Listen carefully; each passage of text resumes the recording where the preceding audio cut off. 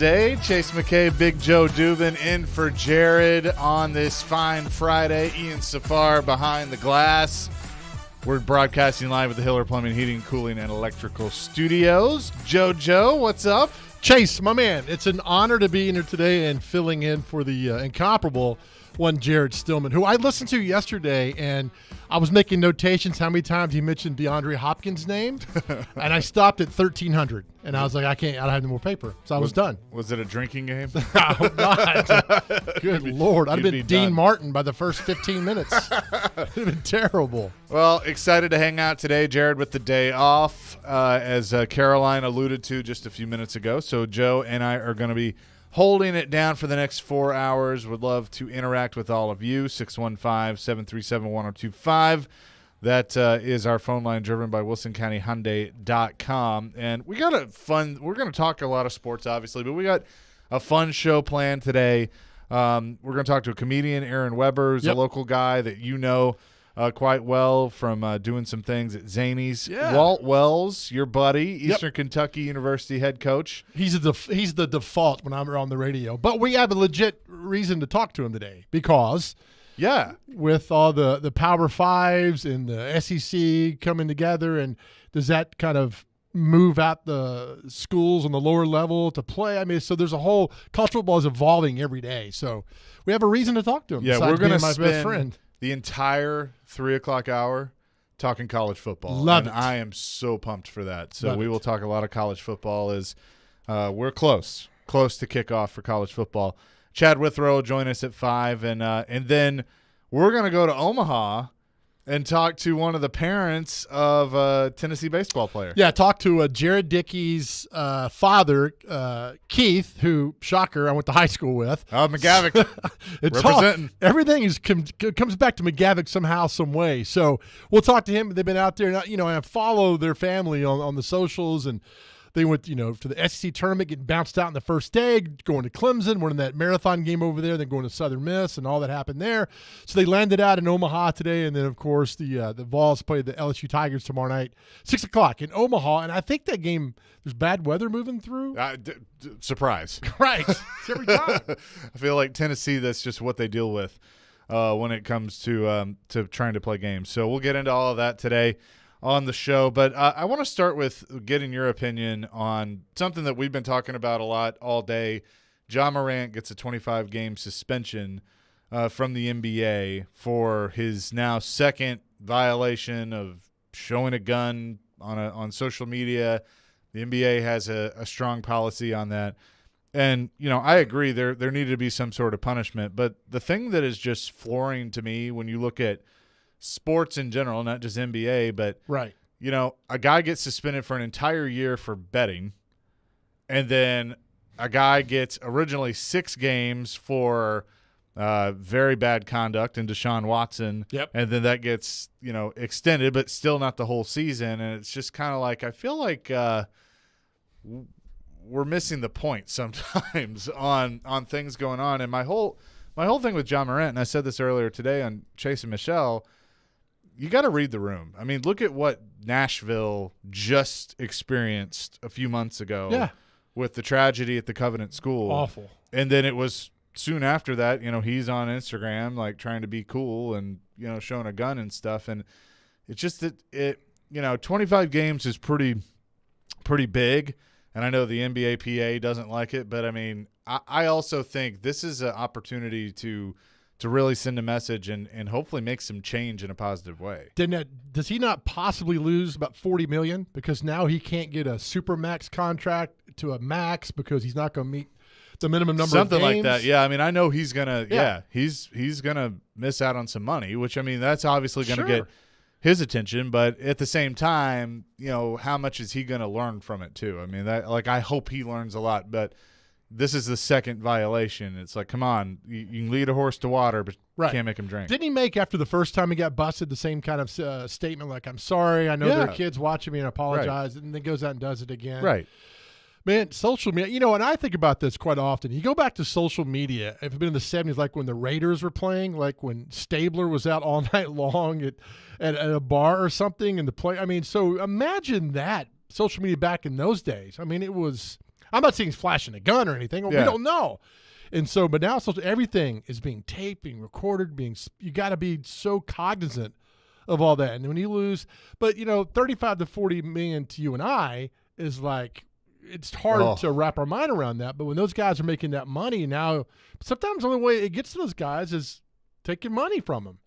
It's terrible. No, and you're right. But the thing that I can't wrap my head around, like you just said, is, you say, 1 million to you and I is a lot. Like, not to me. Well, maybe. I mean, if somebody handed me $1 million, I'd be like, watch out. I am ready to go. Here, Cheesecake Factory, here we come. Panama City, let's go. Here I come. Oh, man. But it's a lot. And so the thing is, like, we say that, and to John Morant, it's like, oh, that's just chunk change. Yeah. Like, that doesn't matter. And it's just like, yeah, but it should. Right. and that's the problem. It's like, whatever. Miss 25 games, I'll be fine. Yeah. But, and it's just so, at what point does it become a bigger deal to these players, and that it's more than just a statement? Yeah, he said all the right things in the statement. Show me. That's exactly right. So 25 games out, going to miss all those millions that he could have gotten. And so, you don't want to make news in the offseason, and you're making news in the offseason, you're taking away from the team. It's just, I don't know. I just don't understand it all. I just don't, the money and doing it again and trying to be cool. And, it's similar to what we went through with Pac-Man Jones was here. It was just incident after incident after incident. Right. It's like to the point where, but, I still remember he'd been in trouble. Then he returns that punt versus the Texans in 2005, and everybody goes, hey, he's the best. So people will forgive you quickly. He's one of those guys, and we play the what if game whenever you and I do shows together. But yeah, Pac-Man Jones is one of the best athletes that I think I remember coming through here, and it was a first round pick. 2005 was in 2005 was a tremendous talent in returning the ball. I mean, really, the sky's the limit. He could play both sides of the ball. I mean, plus special teams, and he just couldn't get out of his own way. Now, for him, he overcame some of it and ended up having a nice career in the NFL. I mean, he played for a long time, but I think about, like, if he had been able to just overcome all those things, what would that have meant for the Titans? Oh, my goodness. You had punt returner. You had a shutdown corner for years. Yeah. And he didn't bring all that extra baggage to the team that he could do gadget stuff on offense. Yeah, he was great. I'm looking. I think I'm correct on this, Chaser, but I think Butch Jones might have been his position coach at West Virginia. I think I'm right about that. They were there at the same time, 2005. So was Rich Rod his head coach at West Virginia? Yes. And I say that with that yes when I'm not really sure. So if you say it like that, right, then you're forgiven. Like, God, maybe, high pitched. I mean, like, these situations, and like, the thing is with John Morant that I hope is the case in a good way and not in a bad way. But the way things are going with him right now, I'm like, oh, here we go. We're gonna have a 30 for 30, and what could have been, and all these things. And I say that we're about to get this documentary on Urban Meyer and his days at Florida, which I can't wait for. I mean, that's no telling what that's going to show. But, Pac-Man is one that there's going to be something one day. There maybe already is. Oh, yeah. His career and his journey and stuff. I want to see the redemption story. Like, that's what I'm hoping happens with John Morant, that he does learn from this. He becomes, he makes it into a positive. Still is this amazing talent in the NBA. Obviously, it's just down the street from us in Memphis. And you want to see the Grizzles, as you like to say, do well. But it's got to turn around soon. Butch was the wide receiver coach there. My bad. Okay. So he was on the staff, though. He was on the staff there. Quick Urban Meyer story for you. In 2010, they played at Vanderbilt, and I was in there interviewing Urban Meyer, and I said, hey, Coach, it was a hard-hitting game. I said, one of my usually stupid questions. And he said, excuse me, who are you? And I said, I'm Joe, and you are? And nobody laughed. And he said, who are you with? And had on my Channel 2 jacket. And I was like, here. He's like, is that in Nashville? I said, sure is. And then he's like, yeah, it was a tough game. That was it. So he spent more time asking me questions than it was answering the question. I was like, God, get out of here. Well, man. and the thing about Urban Meyer that I've never met Urban Meyer. I've never dealt with him. But you are probably the third person to tell me a story like that. And it's like everything I've heard is he's just not a nice guy. And I never understand that. Like, it's not hard to be nice. It's not. Especially, like, you're the head coach of a great program. You got them to heights that, they had been to. They had won a national championship with Steve Spurrier, but you win two. You have one of the greatest college football players of all time and Tim Tebow. There's no reason to be a jerk. And he just always seems to be a jerk. Yeah, I think Urban Meyer was somebody got a picture of him playing pickleball in Franklin a few weeks ago. Was that you, Chaser? It was not me. I mean, that's better than the last time somebody got a picture of him doing something. Yes, that's right. That's pickleball's better than what he was doing before. So. I think his daughter lives here or something. I think I have heard that. What's funny is that when he left Florida, he said he wanted to spend more time with his kids. That was kind of the onus back then. He's like, hey, I'm leaving Florida. And then his daughter was playing volleyball in a tournament at Lipscomb right after that. And then somebody kept calling the radio show, like, I'm going to find out. And he didn't show up at her game over at Lipscomb during the tournament. So this guy was calling the show and was like, oh, he didn't.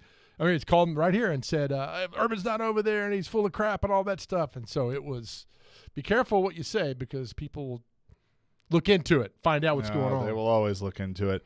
615-737-1025. We are up and running here on a Friday discussing Ja Morant and his 25-game suspension by the NBA. When are we going to see more consistency, though, when it comes to punishments for these things? And I want to tie this into the gambling discussion that has been ongoing with the NFL. We'll do that next. Chase McKay, Big Joe Dubin today, in for Jared, 102.5, 106.3 The Game. When it comes to Nashville sports, locking up Jeffrey Simmons, clearly that was a priority for them. He knows his stuff. A little bit good, a little bit bad. And knows how to push the right buttons. He's coming off an ACL tear, and he's 25 years old, so you cannot ignore that. Join Outkick's Chad Withrow every Friday at 5 with Stillman and Company. Withrow. What I hate more than anything is people that are phony and not true to themselves. Is on 102.5 and 106.3 The Game and the Game Nashville app. If you're hiring, it can feel like you're trying to find a needle in a haystack. You can hope the right person comes along, or you can just use ZipRecruiter. And now you can try it for free at ZipRecruiter.com/radio. In fact, ZipRecruiter has helped a lot of business owners find their needle in a haystack, like Marco, president of operations at Telly Tires and Auto Centers. Because Telly Tires has grown a lot in the last few years, Marco needed to hire everyone from a receptionist to a store manager to a head mechanic. ZipRecruiter helps me find all the right people, even the most difficult jobs to fill. ZipRecruiter helps me keep my business running. Take it from Marco and millions of other businesses who've used ZipRecruiter. ZipRecruiter can help you find the needle in the haystack. See why 4 out of 5 employers who post a job on ZipRecruiter get a quality candidate within the first day. And right now, you can try ZipRecruiter for free. That's right, free at ZipRecruiter.com/radio. That's ZipRecruiter.com/RADIO. ZipRecruiter.com/radio. ZipRecruiter, the smartest way to hire. Hey, what's up? It's Chase McCabe for Superbook Sports. Bring that big bet energy this summer with Superbook. Superbook Sports is the most trusted name in sports betting, and right now you can use the promo code THEGAME to score up to $250 with their first bet bonus. Win or lose, they'll match your first bet up to $250 with promo code THEGAME. Simply visit Superbook.com for terms and conditions or download the Superbook Tennessee app in the App Store. Enter the promo code THEGAME, and you'll get $250 courtesy of Superbook Sports. Gambling problem? Call 1-800-GAMBLER. Buffalo Bill's Center of the West in Cody, Wyoming welcomes you as you enter Yellowstone Park's east entrance. 5 museums in one, including a wonderful Plains Indian Museum. Welcome to the West.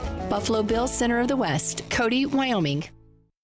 Meet Joe A, Hi. Joe B, Hello. and Joe C. What's up? 3 everyday Joes perfecting their banking with Chase. Joe A is locking his lost debit card with the Chase mobile app. Joe B is cruising toward his new ride with AutoSave. And Joe C's Chase banker is helping him budget to go back to school. Tools that help protect. Support for what's next. One bank that puts you in control. Visit chase.com/checking. Chase. Make more of what's yours. Chase mobile app is available for select mobile devices. Messaging and data rates may apply. JP Morgan Chase Bank, N.A. member FDIC. Want to see our smiling faces? You can watch us on Twitch, Twitter, YouTube, and Facebook Live. We are good to go. Presented by Superbook Sports, voted #1 sportsbook in Vegas. Strong opinions and a strong personality on your drive home. This is Stillman and Company on 102.5 and 106.3 The Game and the Game Nashville app. Chase McKay, Big Joe Dubin today in for Jared Stillman here on this Friday. You can watch us streaming live on Twitch, Twitter, YouTube, and Facebook Live every day. Our video streaming brought to you by Superbook Sports. Download their app today. Use my promo code, CHASE, C-H-A-S-E, when you sign up. I need to apologize to Joe Rexroad because Why? On the stream he looks awful, and I'm seeing the stream and I look even worse. So I apologize to you, Mr. Rexroad. I will not make fun of you ever again. So there we go. I don't believe that, and honestly, I encourage you making fun of Joe Rexroad. No, not at all. It keeps him on his toes, and I think it's necessary. The power of the pen, Chaser. It's Power of the strong. pen. He's going to Bonnaroo this weekend. Oh, is he? Taking his daughter. Yeah. So I'm curious to see how he survives that. Do you know what the forecast for Bonnaroo is? Is it like a UT baseball game? No, it's 4 days, no showers. They just added showers apparently, from what I heard. I've never been. Chaser, come on, man. I've never been. 4 days. No I showers. couldn't do it because it stinks down there. No, I know. I know what you meant. I know what you meant. Oh man, Chaser, on the stream right now, you've got like the light that took Patrick Swayze in the movie Ghost. It's kind of taking you away. So Ian, it's gonna be you and me from 2:30 to 6 today. Chase, don't come back and haunt me. Just sucked into the ether, huh? Oh yeah, it is. It's coming to get me. Just please, let me. I need to have a stress-free weekend if you don't mind. So Here, I can help that. Hang on. There you go. There you go. Oh man, we start making pottery together. There we go. That'll make it better. Baking pottery. We'll pass on that. Hey, we're gonna talk about this later because I said to you, we should talk about like if somebody came to you and they just had been literally living under a rock or in a cave and go, there are 5 movies that I have to see. What are they? Oh yeah. What would they be? Now, Ghost is not on my list, but Ghost is a great movie. Ghost is a fantastic movie. I love it. It's a fantastic movie. And I saw one documentary in the making of that movie right then and how Patrick Swayze was promoting that movie, but he was making Point Break at the same time. Yeah. And he was flying back and forth from it was just fascinating all that was going on in his life at the time. May he forever rest in peace. Patrick Swayze, I agree. But his best movie is Roadhouse. Oh, by far. And they're making a part 2 of that. I don't need that. Why do we need that? We don't need that. Roadhouse was so awful when I saw it in the theaters back in '89. I'm like, it's whatever. And then it hits cable, and like, this is the greatest movie We ever were talking made. about that last week of like a movie that, you're kind of like, okay, this isn't great. But then like it's kind of the more you see it, and then it becomes just like a cult classic. There's a few. Step Brothers for me was the same way. Step Brothers. Most Will Ferrell movies, I have to see more than once to find it funny. Anchorman 2 is fantastic because I saw it so many times. The theater was like, but when I saw it on cable over and over again, I couldn't stop laughing. Nobody wants to give Anchorman 2 a chance because Anchorman is so quotable that, you remember all that, that escalated quickly. That really got out of hand, Right. Things like that. Brick killed a guy, Right. So many great quotables. And I'll go back even farther than that is when Fletch came out. Nobody really paid attention to it. Then it hit cable and just took off. And that's when we're all like the latchkey kids at home and we're all kids of divorced parents. We were at HBO. And so we spent the afternoons watching all those movies and it was just nonstop. 615-737-1025. A different show today. Chase and Big Joe. Yeah. In for Jared Stillman, Ian Safar. One of your favorites has called in. Kenny the mailman wants to weigh in. Kenny, what's up? Joe Dubin. Hey, you pal. love him. You can't live without him. It's our awesome friend. How are you doing, buddy? I'm doing quite well. I miss you. I hope you're doing quite well, too. Please don't play violins in the background. But you are a dear friend. I was going to shout out. I was wanting to know, Chase, have you read any of Joe's books? I haven't yet. He's given them to me, and I just have to take. At least you're honest. I have to take the 20 minutes to read them. I know it's a little promise longer to than me that. you'll read Screaming at God. I mean, this goes far beyond sports or yucking it up. It is one. Joe, that's a book that can change people's lives, and I don't say that lightly. Well, I That is appreciate that, amazing. Kenny. Are you having any book signings anytime soon? Not anytime soon. Book number 3 is going to come out sometime in July, so I'm working on that one right now. So when that does come out, I will get your address and I'll send you copies and everything else. But as soon as I do something, I'll let you know. Well, I know where you live. Can I just stop by and get it autographed? Do whatever you want. Hey, the mailman always knows. 1212 Rayon City Boulevard in Rayon City. You come by anytime.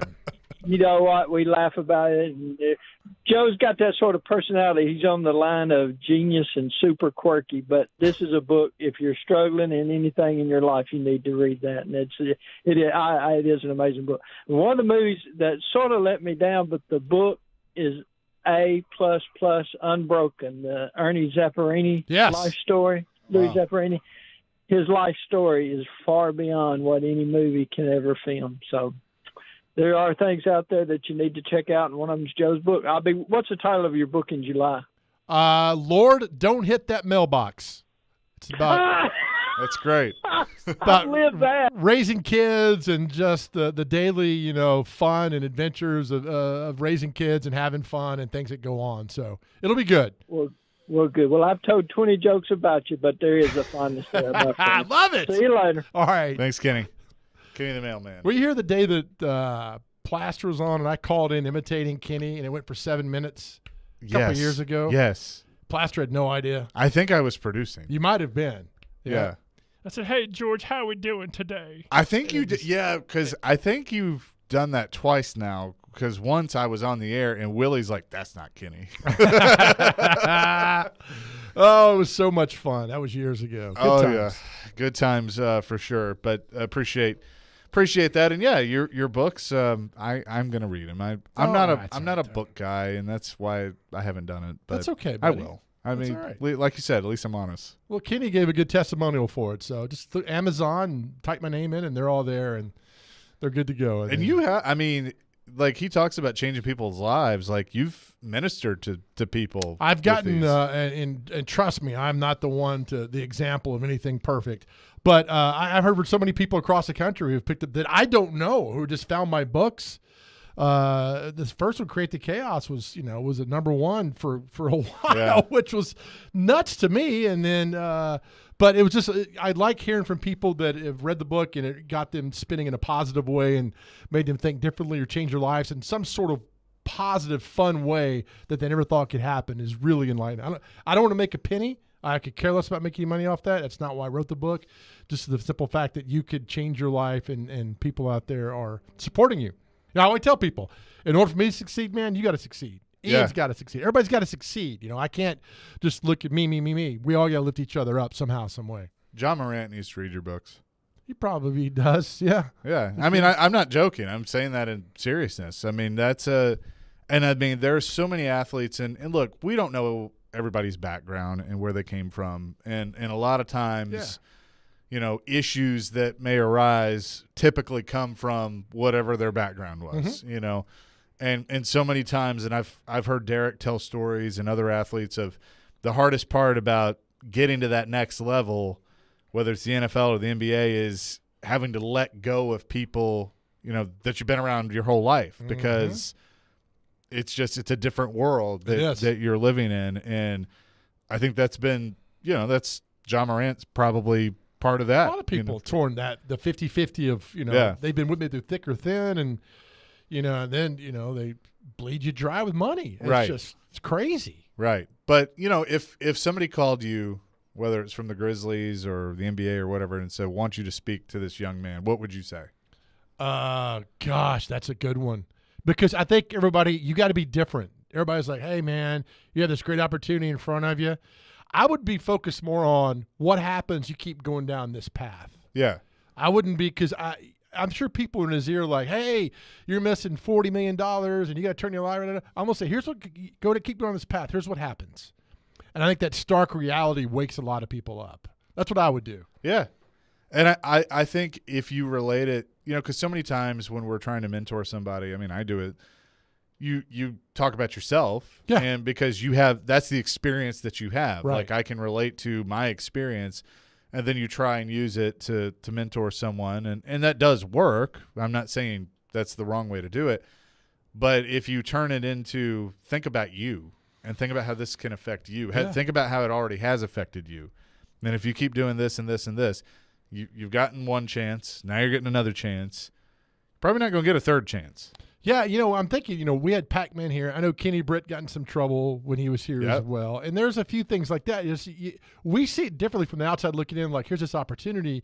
Sometimes you're on the inside looking out, you don't see what we're seeing, and that is what happens. And so you got to make them think or get them on the plateau of like, all right, here is everything laid out for you, which path you want to go. And you know which one's going to be destruction, so don't choose that path. And the other thing, too, is that I think so many people don't realize, and it's just the truth. Ja Morant's going to get a little more leeway, and he's going to get more opportunities because he's that good at what he does. Yeah.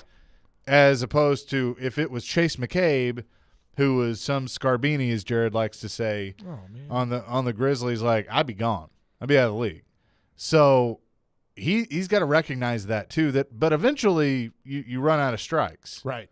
And so he did all this last time, and like Adam Silver, like listening to some of Adam Silver's comments, like reminded me of if I did something wrong and my mom looks at me and goes, "I'm not mad, I'm disappointed." Like that's the worst. Like when your mom would say that to you, you're like you felt like you were 2 inches tall. Yep.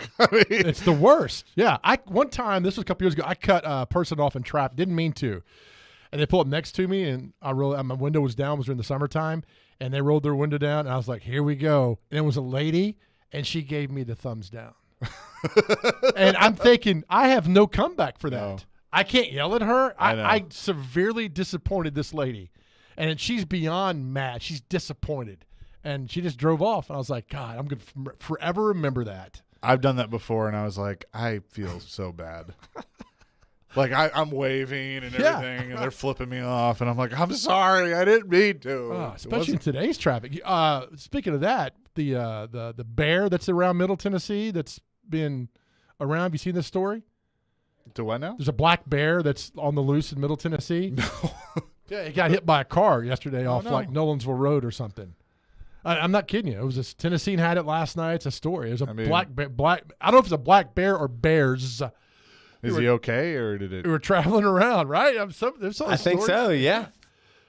Now Smyrna put out an alert today that there's a black bear in Smyrna or something. I saw that. Yeah. Yeah.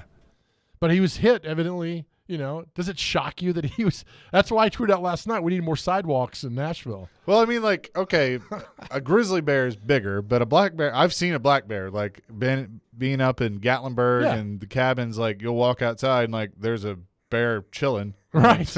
It's like okay, but so I mean, I would think getting hit would hurt, obviously, but he'd probably be okay. But it's just random that there are black bears just. Yeah, Fox 17 News Alert an hour ago. Town of Smyrna warns residents of black bear believed to be moving south. Okay. Yeah, so I don't know if it's the same one, but this is one's kind of been all around town and making his way through. And so if you see a black bear, I just don't know why they haven't gone out and tranquilized the bear and put it someplace else. It says city officials with the town of Smyrna are warning residents to stay alert after a black bear sighting this week. Authorities said the most recent sighting was Friday in the Green Tree area near Rock Springs Road, 20 miles south of Nashville. Huh. The TWRA is apparently tracking the bear through citizen observation and notification. They believe the animal is moving south. Maybe Bonnaroo, maybe? Bonnaroo? See the Foo Fighters? Yeah, just want to see Foo Fighters. The poor bear. I could just see like a park ranger like jumping up on a stump and going like, all right, we have to do the whole thing from The Fugitive. Yeah. On every outhouse, in-house, penthouse, whatever. For this black bear. Where's Tommy Lee Jones when you need him? Well, okay, be on the lookout for the black bear. Keith says my dad would say I'd be ashamed and I would just want to crawl under the bed. Ashamed's a good word, too. Yeah, that's a good one. Disappointed and ashamed. Mom would use disappointed. Dad could use ashamed, and you're just done. Oh, man. That is 100%. Coming up next, we'll dive into the DeAndre Hopkins stuff because you and I were literally on the air when this happened, like that he was coming to visit the Titans. That's and right. Now he's done all the visits. What does that mean moving forward? And could the Titans actually land DeAndre Hopkins? We'll discuss that coming up next. Chasing Big Joe in for Jared today, 102.5, 106.3 The Game. Hiller Plumbing, Heating, Cooling, and Electrical. Those are my guys. Hiller has been taking care of my home for years, and they can do the exact same for you. I love telling you about Hiller, and they are proud supporters of the Preds and both Vandy and the Vols. Hiller's Heatwave Heroes are keeping you from getting burned this summer, and it is hot. If you know your home needs an air conditioning replacement, do not wait until it breaks down. You do not want to be sweating in your home. This month, get a free UV light and free electronic air cleaner when you buy select new HVAC systems.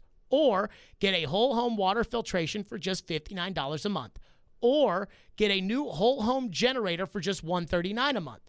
Call Hiller's Heatwave Heroes to save the day. Visit happyhiller.com to book. Hiller's work is backed by the Happy You'll Be Your Services free guarantee. And again, I know this because Hiller has been taking care of my home ever since I've been a homeowner. Hiller offers real-time online booking, so you can just select the appointment time that works for you and get the instant confirmation. Hiller Plumbing, Heating, Cooling, and Electrical. Call the Happy Face Truck today. Stuck at work without a radio? Wait a minute. Disastrous. I hate that. It's got to be there. That's okay. Download the Game Nashville app or go to thegamenashville.com and listen live. We are Nashville's best sports talk, 102.5 and 106.3 The Game. Willie Donick here for Pella Windows and Doors of Nashville. The official brand perception report is in, and the Pella Windows and Doors brand is #1 for the most trusted, most often recommended by others, and highest quality. Nashville area homeowners are very lucky because Pella Windows and Doors of Nashville is one of the top locations in the country. They provide award-winning excellence when it comes to craftsmanship and installation. If you need new doors or windows, I suggest you choose the experts at Pella Windows and Doors of Nashville. Go to PellaofNashville.com.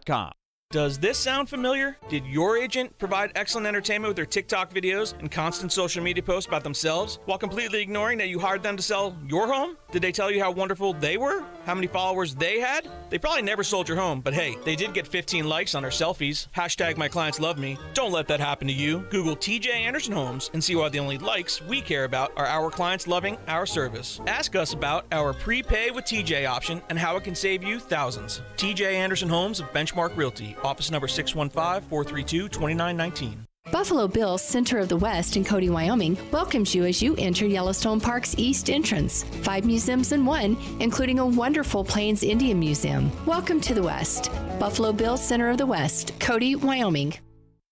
In this market, you'll find Fisher Investments is different than other money managers. Different how? Aren't we all just looking for the hottest stocks? Nope. We use diversified strategies to position our clients' portfolios for their long-term goals. You don't just provide cookie-cutter portfolios? No. We tailor our clients' portfolios to their goals and needs. But you still sell investments that generate high commissions for you, right? No, we don't sell commission-based products. We're a fiduciary, the highest standard of care for a financial advisor. It means we're obligated to act in our client's best interest. So when do you make more money? Only when your clients make more money? Yep. We have one transparent management fee structured so we do better when our clients do better. Sounds like you really look out for your clients. We do, because our priority is helping them achieve a comfortable retirement. That might be why most of our clients come from other money managers. Visit FisherInvestments.com to find out why investors like you switch to us. Fisher Investments. Clearly different money management. Investments in securities involve the risk of loss. 94.9 The Fan is your home for Hit City. Your Nashville Sounds continue their series at First Horizon Park tonight against the Gwinnett Stripers. Swing and a miss, strike 3. Sounds win. Pre-game at 6:20. On your home of Nashville Sounds baseball. 94.9 The Fan and The Fan app. Hey Nashville, this is Vanderbilt football head coach Clark Lee. You're listening to Nashville's best sports talk, ESPN 102.5 The Game, and the Game Nashville app. Chasing Big Joe in for Jared Stillman today. Stillman and Company, 102.5, 106.3 The Game. A Fireball Hot Take Friday. We'll have to get some hot takes a little bit later on. Hot takes. I feel like those happen every day on this show. But, they do happen every day. That's okay. 615-737-1025 is our phone line, driven by WilsonCountyHyundai.com. You can call or text. Texter says, already 20 minutes in, and this is the best show I've heard in weeks. Bravo. Well, thanks for listening. That's better than saying it's the worst show you've heard in weeks. Thank you. Yeah, no. The LD from McMinnville has sent us the scene from Ghost with our heads on. Oh, my Lord. In case you're joining us now on the stream, there was sunlight coming in. It looked like Chase was being taken to the ever after, like a scene from the movie Ghost. What's the song? The song that's in it? Unchained Melody. Unchained Melody by the Righteous Brothers. Yep. And by the way, I think Will Ferrell's father was a longtime keyboard player for the Righteous Brothers. No way, Yep. really? From all things worthless pop culture. You are nothing worthless. Thank you, buddy. Yeah. Maybe a math class at issue. I don't know. I told you I failed one class in college, and it was General Elementary College Math at Samford, and it was word problems, and I had no idea. I signed up to take a stats class, right? So a statistics class, I'm thinking you go in, you get the paper. Yesterday, Dale Murphy was 3 for 5, drove in 2 runs. He's batting 400. That's what I'm thinking stats is. Right. And so when the teacher laid the syllabus out and put stats on the board, I was in the very back row. Shocker. I just walked down and said, we'll be seeing you. I'll be dropping the class. I walked right out the door and never came back. Was Jimbo Fisher in that class? Jimbo Fisher cheated off of me, and I cheated off another girl in astronomy class together. So we did that. We sat right next to each other, and so we helped each other get through astronomy class. And I never thought in my wildest dreams that Jimbo Fisher would be where he is now. Do you think so? You played football together at Samford. Yep. Do you think if you ran into him today that he would know who you were? I don't know. Maybe because we had an incident in practice one day that probably I hope scared him. You know, he had the red jersey, and then so long story making short, busted through the play. I was playing defense, busted through, and I got close to him, and I just kind of pushed him back. You know, you couldn't tackle him, and he threw the ball right at my crotch. And I was furious. So next play, they ran it again, and then I set him down on his butt, and then Bowden kicked me out of practice. Terry Bowden did. So I'll never forget that as long as whatever. But we were okay after that. Because we had astronomy class. So he was together. quarterback. He was quarterback. Yeah. He was good. You know, but to see him now where he is, and I think if he doesn't turn it, I mean. Oh, that seat's warm. Yeah. Now he's going to make a lot of money no matter what. It's good. It's good to be him. Write it off and be gone. But if they don't do something this year, because here's the other thing: the SEC schedule that has come out for 2024, Baby Brother's coming back. Yeah, right. And so that's because A&M's the older school. I think that's right. Either way, you're playing Texas. But Texas is coming back, and that's just going to add pressure. To things with Texas joining the SEC. But we'll do some college football in the 3 o'clock hour. Yep. Walt Wells. Was Walt at Samford? Was not. He was at Austin Peay. Okay, he was at Austin Peay. Yep. Walt Wells, your buddy from EKU, going to join us at 3:30. DeAndre Hopkins has visited the Titans. He has visited the Patriots, has not signed with either one of them.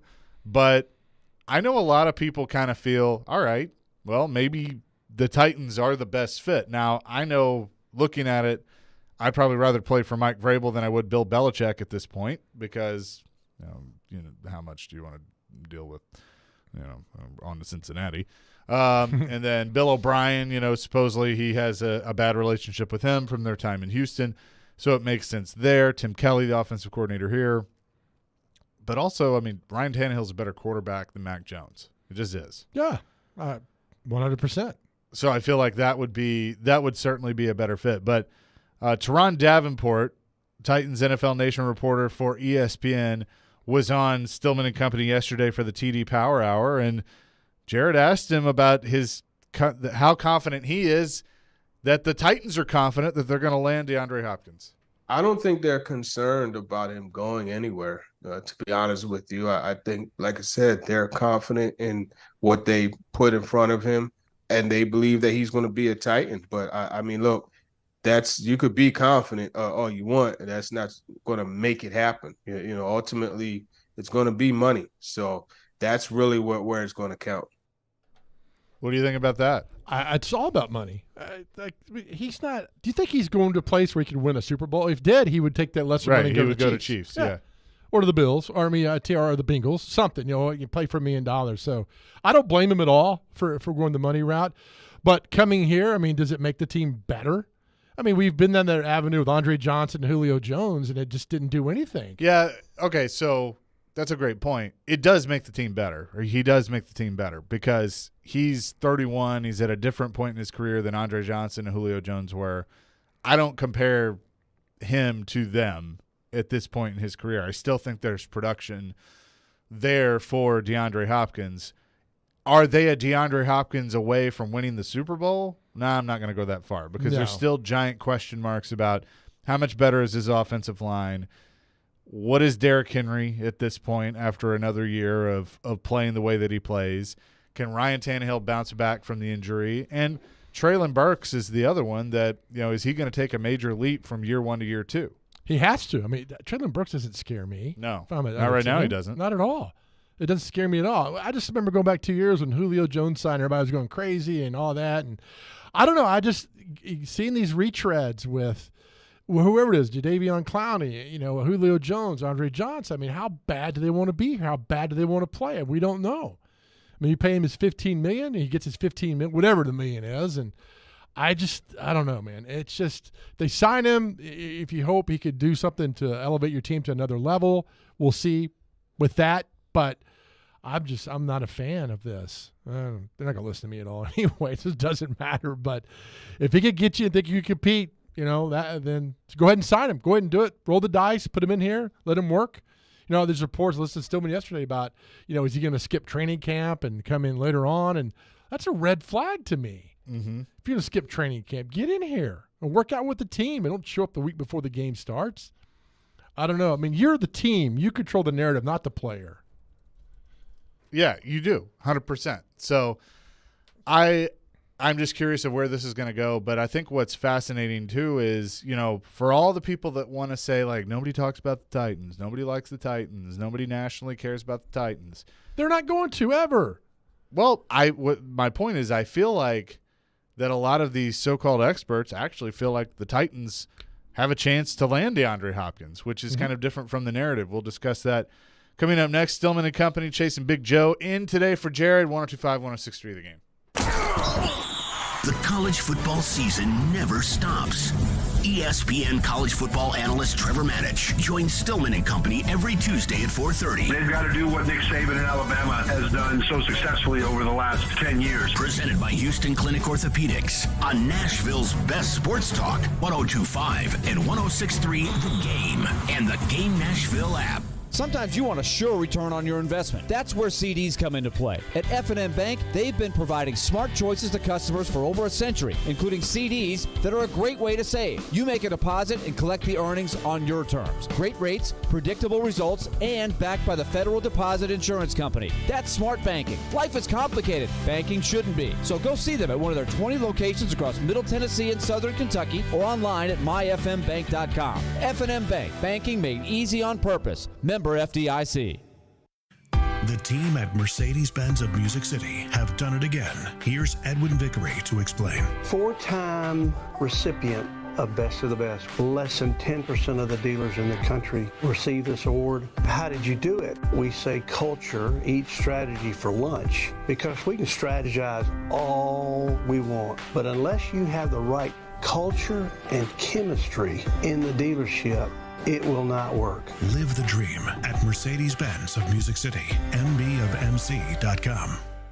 Trust your pets with Caudle Vet Clinic, East Nashville in the heart of Inglewood, offering compassionate care for your fur baby's optimal health. From vaccinations to health checkups, teeth cleaning, grooming, and surgical procedures, visit CaudleVetClinic.com to learn more. Caudle Vet Clinic, where pets are family.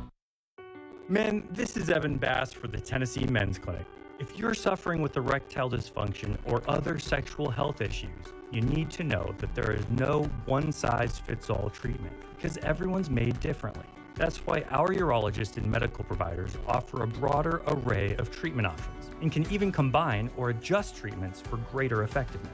ED can result from aging, low testosterone, prostate issues, underlying medical conditions, and more. And understanding why you have ED is the first step in treating the condition. That's why you need to know your numbers and understand what other factors might be contributing, and then work with an expert to treat it. And that's where we shine. At the Tennessee Men's Clinic, we have protocols that are effective in nearly 90% of cases, which means we'll likely find the right treatment for you and you can get your sex life back. So call us. Your first appointment includes blood work and a medical consult. Call 615-208-9090 or go to TennesseeMen'sClinic.com. We have 2 offices to serve you, Midtown and Franklin. Visit our website to learn more, including side effects. Treatments extra, results vary. Nashville's radio version of The Odd Couple. This number makes more sense. It does not make more sense. It's absolutely. Robbie Stanley and Joe Rexrode are Robbie and Rexrode. Yay, we win. We don't, we lose. No, I disagree. Robbie and Rexrode, mornings from 6 to 9. If you're good enough, you're good enough. It's absurd. Presented by TJ Anderson Homes of Benchmark Realty on 102.5 and 106.3 The Game and the Game Nashville app. You're listening to Stillman and Company on 102.5 and 106.3 The Game and the Game Nashville app. And how would you typically approach visits? Well, it all depends on what the agent and the way, I guess, Hopkins, how he handled everything in terms of, like, I just want to go kick the tires everywhere first, and then we'll talk about business, and maybe it was in that way. And maybe he's trying to drum up a little bit more leverage. So I don't think that's off. I think it is never great when the guy visits you and then turns around and visits somewhere else, and your odds of bringing him back to the building sometimes are trickier. But we're going to see, to me, if this is the only 2 teams that are in it, and what's the level of importance for Hopkins to have a chance to win. And I like the New England team, but I got to say, as I look here today, I think the Tennessee Titans have a better chance of winning their division.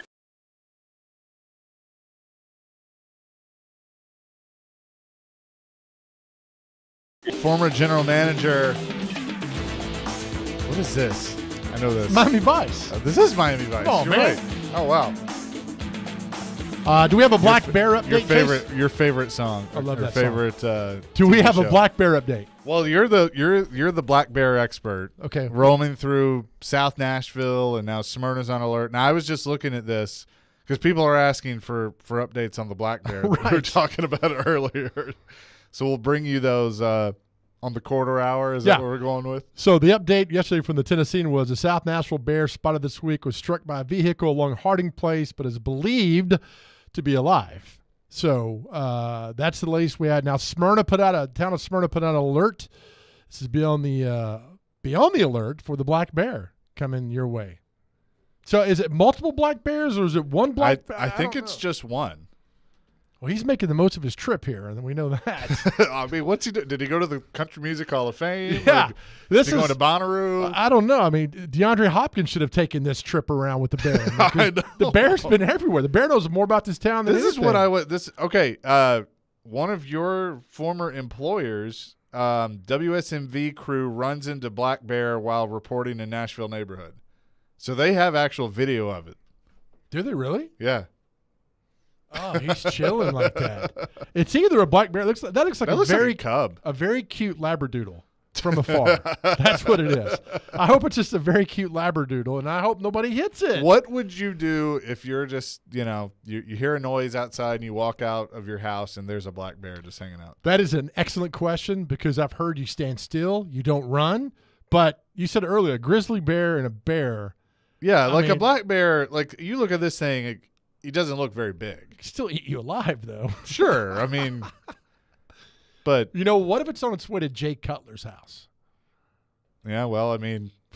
Maybe he's a former bear. Trying to exact some revenge from the 2010 NFC Championship game when Cutler got hurt and didn't play that second half. Maybe there's some. I don't know. We kind of crap on Jay Cutler sometimes, but, he did have a long career. Yeah. He underachieved, I think, at times. But I remember in 2017 when Tannehill got hurt for the Dolphins. Yeah, they signed him. For $10 million. And remember what he was going to do. He had signed on to join Fox. That's right. My buddy Kevin Burkhardt, who's going to be with him and Charles Davis in the Fox broadcast booth. And because I think they were going to pay him pretty good. And he turned that down to sign a $10 million contract to go quarterback the Dolphins for a year. For 1 year, right? But in the long term, the winner of all that was us because I don't think I could listen to him on the he had 227 touchdowns, 160 interceptions, 36,000 yards passing in his career. Well, that's not bad. I mean, it's 36,100 yards more than I threw in the NFL. Well, this is my challenge to the people of Nashville. If you have seen the Bear, call in 615-737-1025. I need firsthand reports of the Bear. Oh man. We're opening up a can of worms. Hope a few of my friends aren't listening this afternoon. If they are, good loud. Oh man. And I'm not talking about Bear Bryant ghosts or anything like that. I'm talking about this black bear that's running around Nashville. Well, if he's made his way from, I mean, it's you'd be spotted more, wouldn't you, if you're going from South Nashville to Smyrna? I would think so. You got to get through Laverne. Did nobody see it go through Laverne? But like, I am concerned that if it got hit by a vehicle and it's been 2 days, then it does make you wonder. Okay, all right. Explain that to your insurance company. You're driving and you hit a bear. It's like, hey, what'd you hit? A bear? The bear's gone, so you're thinking, all right, this guy's nuts. He probably hit a telephone pole. And the bear's not around anywhere. I mean, I hope the bear's not injured badly at all. The black bear, believed by the TWRA to be a young male, was seen on video in the area of Eisenhower Drive Tuesday morning. By Wednesday afternoon, it was still there. Look, this is just a young man wanting to party in Nashville for the weekend. Hey, next thing you know, he'll be on Broadway. He's going to be on Broadway, walk into one of the bars, ask for a beer. What kind of beer does a bear like? I'm going to say Rolling Rock, just because. I have no inclination why. I'll say maybe Busch, because they're all about the outdoors and they head for the mountains. Is that he probably sees the Busch beer guy, and there you go. This is what you're getting today, people. Yeah. You're not getting screaming. You're getting some really good information about the bear. 615-737-1025 is our number. So you heard Mark Dominic there, former GM, now a Sirius XM. Our buddy Tim Hasselback has even said this, that it kind of feels like the Titans make the most sense for DeAndre Hopkins. And I bring that up because of the crowd that's always like, well, nobody wants to give the Titans credit. It seems like people in the know are.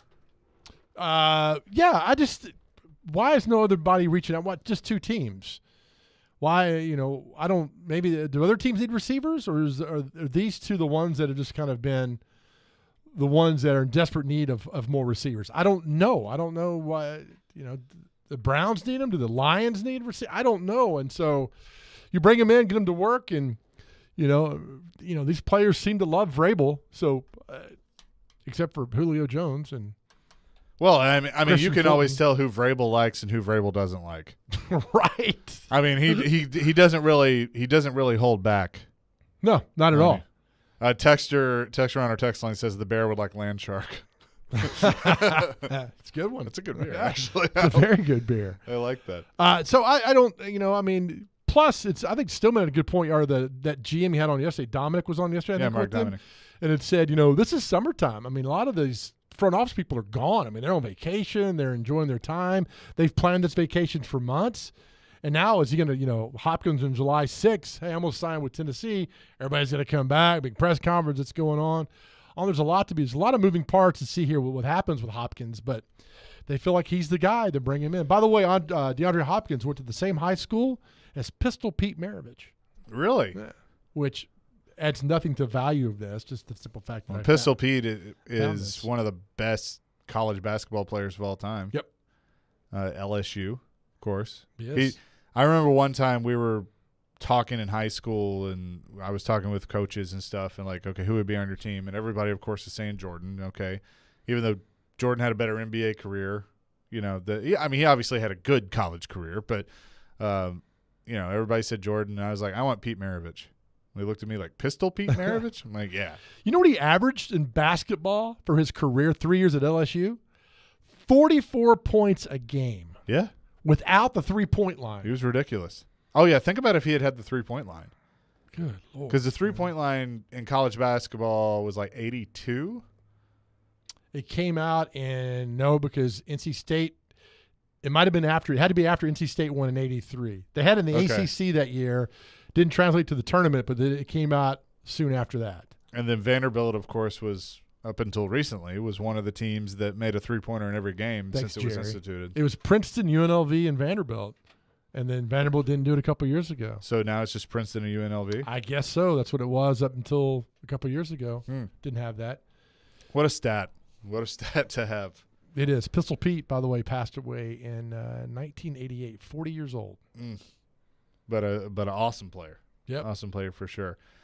615-737-1025 is our phone line. And coming up next, a full hour of college football, starting with the SEC and college football expansion. What does it mean moving forward? JoJo and I will discuss that next with all of you here on 102.5, 106.3 The Game.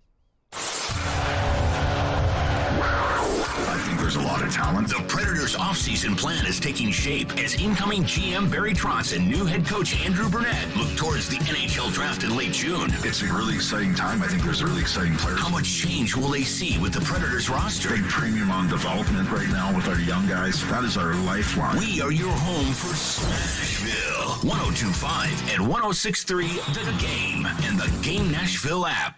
ElectronicExpress.com. We make it happen. Hear that? That's Jeff Anderson. He's that guy in your neighborhood that's always making improvements to his house, his car, his yard. On your street, it's about keeping up with the Andersons. One thing you don't know is Jeff's tools are from Harbor Freight. Tools at great prices. That circular saw right there, you wouldn't believe the deal he got. Just think, when you're keeping up with the Andersons, you're saving money. Whatever you do it for less at Harbor Freight. Genesis Diamonds has the lowest interest rates on the planet because we never stop thinking about our customers. Right now, you can get 0 interest financing on any purchase. Beautiful tennis bracelets or 5-stone rings starting at only $35 a month. Those 4-carat lab-grown diamond stud earrings, just $115 a month. Get Genesis low price, pay nothing down, and spread your payments over 5 years with 0 interest. Rings, pendants, bands, one-of-a-kind designer jewelry, pre-owned Rolex watches. Now through July 1st only. Only at Genesis Diamonds. Green Hills and Cool Springs. On approved credit, see store for details. Hey, it's Joe Rexford here, folks, letting you know baseball season in full swing. No better place to get in on MLB action than FanDuel, America's #1 sportsbook, because right now new customers get a no-sweat first bet up to $2,500. That's up to $2,500 back in bonus bets if your first bet doesn't win. Just go to FanDuel.com/Joe102 to join today.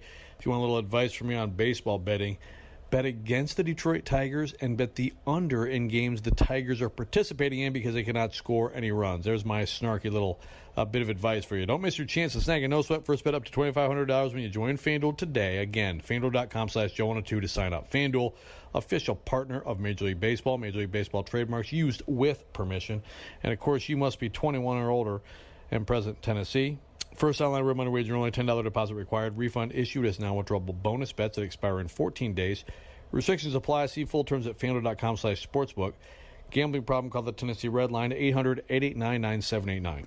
This year, Boys and Girls Club of Middle Tennessee celebrates its 120th anniversary. Through time, BGCMT continues to evolve to enable all young people, especially those who need us most, to reach their full potential as productive, caring, and responsible leaders. Because of your continued support, BGCMT has remained strong and is committed to supporting our youth and solidifying our mission and culture in new exciting ways for 120 years. Visit bgcmt.org today. Your Game Center update. Brought to you by the law offices of Amanda J. Gentry. Now that the Vegas Golden Knights have been named Cup champion, the NHL World next turns to the offseason and the NHL Draft later this month in Nashville. One offseason contract situation for the Nashville Predators will be restricted free agent Cody Glass. NHL insider Elliot Friedman was on Caroline, Willie, and D-Mace yesterday and talked about what a future contract for Glass might look like. I'm going to be really interested to see what happens here, because if Glass continues on this trajectory, his numbers are only going to go up. My curiosity for him is, do he and his representatives say, we take short and bet will be even better? Or does he say, look, I found a home here, I like it here, and I'm going to go for the term because of, A, my own injuries, and if you're the Predators, you always want term in these situations. The The NBA has announced the suspension for Memphis guard Ja Morant due to conduct detrimental to the league. Morant will miss the first 25 games to start the 23-24 season with conditions set for his return. The Nashville Sounds are back in action tonight as they host the Gwinnett Stripers, the AAA affiliate of the Atlanta Braves. Hear all the action starting at 6:20 on your home of the Sounds, 94.9 The Fan. This update brought to you by the law offices of Amanda J. Gentry from the Game Nashville studios. This is Ian Safar. Live from the Hiller Plumbing, Heating, Cooling, and Electrical Studios. WPRT FM Pegram, WPUZ HD2 Laverne. Chase Elliott scores the win in the Ally 400 at the Nashville Super Speedway. Nashville's exclusive home for NASCAR. 102.5 and 106.3. Gonna go 3 wide into turn number 1. The fastest car won the race. Checkered flag is in the air. The Game. A Cromwell Media Station. Where you have a voice. He had a competent coaching staff. You just play terrible and you keep playing. And we have strong opinions. What a whiny freaking crybaby response. This is Stillman and Company with Jared Stillman on Nashville's best sports talk, 102.5 and 106.3 The Game and the Game Nashville app. Stillman and Company, 102.5, 106.3 The Game. Chase McKay, Big Joe Dubin in for Jared today. He's got the day off. He'll be back on Monday discussing college football, Bears, all those things here on the program. Hope you're having a fantastic Friday. Walt Wells, Eastern Kentucky head football coach, will join us at the bottom of the hour. Get his thoughts on a lot of different things happening in college football right now, including we saw the 2024 SEC opponents, not the full schedule, but the opponents within the conference come out the other night, and I like what the SEC's doing, Joe, as they tried to make it all work with 8 games. I think we see 9 games, conference games eventually. I like that they're making everybody play a Power 5 opponent. Yeah. In addition to, and then they'll have 3 games to do what they want. Isn't that what they're doing now, though, basically? I mean, pretty much. I mean, for all that. Pretty much, but I think it's a little more defined. But, there's a little guy. I mean, when they go to the 9 games and maybe with the Power 5, you squeeze out the other teams, squeeze out the group of 5 teams like Eastern, like MTSU. And that's what I want to ask Walt about, because I don't want to see that. Like, I want my cake and I want to eat it too, because I love college football. Saturday is my favorite day in the fall. And I love SEC football. And so if they told me that they were going to play 10 conference games, I'd be fine with it. But I don't want to see the little guy get squeezed out either, because for a program like an MTSU, for somebody like Chris Massaro, the AD there, I mean, they rely on, those games to help their program. Absolutely. MTSU is going to open their season where this year? Alabama. Tuscaloosa. That is right. That's huge for them. Yeah. They're going to play Missouri. I mean, those type opponents are big, and I want to see that continue. Like, I want Vanderbilt and MTSU to resume their That'd be their great, rivalry, wouldn't it? And play that interstate thing. Well, look who TSU's opening up with. I think, are they opening up? I know it's one of the first. Notre Dame, yeah. Notre Dame. At Notre Dame. There's a couple $1 million right there for a program like TSU that needs the money. It's fantastic, and you never know, man, what could happen in a game. App State did in 2007. There's been other instances where a team is knocked off. Well, look, I'll say it. I think the reason why you don't see Vanderbilt MTSU is because MTSU's beaten them a few times over the years. Yeah. I mean, we remember talking about Jay Cutler. They had started off 5-0, I think it was, and they play MTSU at Vanderbilt, and MTSU beat them because Vandy misses a field goal. Blocked it. Yeah, they blocked the field goal. Blocked the field goal. Yeah. But here's the deal. Vanderbilt, what's in it for Vanderbilt? Right. And that's the thing. Yeah. Like there's not,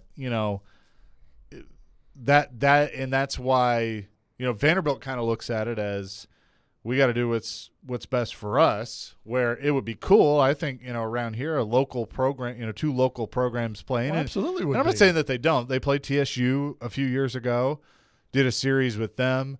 Middle has played Tennessee, a few times over the years, but I enjoy that part of it, of knowing that you're helping out the. I don't even want to say smaller schools, because MTSU has the largest student population in the state, but helping out that group of 5 program. Yeah, and I think it's and look, it's fun because you put that on the schedule. I'm sure, like at MTSU right now in the weight room, it's like Alabama first game, and then it gets you motivated. Build a new weight room there in Murfreesboro. Yeah, so I mean, if you look up and nothing against Murray State, but if you're open against Murray State and you put it up there, hey, well, Murray State, but just when you open against Alabama, it's like, man, Alabama, it's our first game, and a chance to show Nick Saban that he should have recruited me. I mean, I heard all those stories, so that's yeah. But I mean, I think what's cool about that is, you sit there and you dream, and you go, what if we did? What if we went down to Tuscaloosa? And it's like that. There's that motivation. And the thing about MTSU is when I was there, they beat Maryland, which was a huge win for them. They beat Georgia Tech. Yep. Down at Georgia Tech. Sure did. Did they beat Mississippi State? No, they beat Missouri. Missouri. That was it. Beat Missouri. Yeah. So I mean, Rick Stockstill has had some of those, and obviously last year. What they do last year? They beat Miami. You were there. I was there. Yeah. That So was a I heck of mean, a game. Rick Stockstill has had those big signature wins. I mean, the Miami win last year was probably the biggest one in school history. Oh yeah, because Miami was ranked top 25 at the time. Right. So yeah, it was an absolute huge win for them. They got all the all the momentum that came after that into as well. Ended up winning the Hawaii Bowl, and so they just took it from there. And so it was great for MTSU in the national landscape of everything. What I think is interesting about the 2024 opponents for Vanderbilt is you have Alabama, Tennessee, and Texas all coming here in 2024, which, that's a tough stadium will be ready.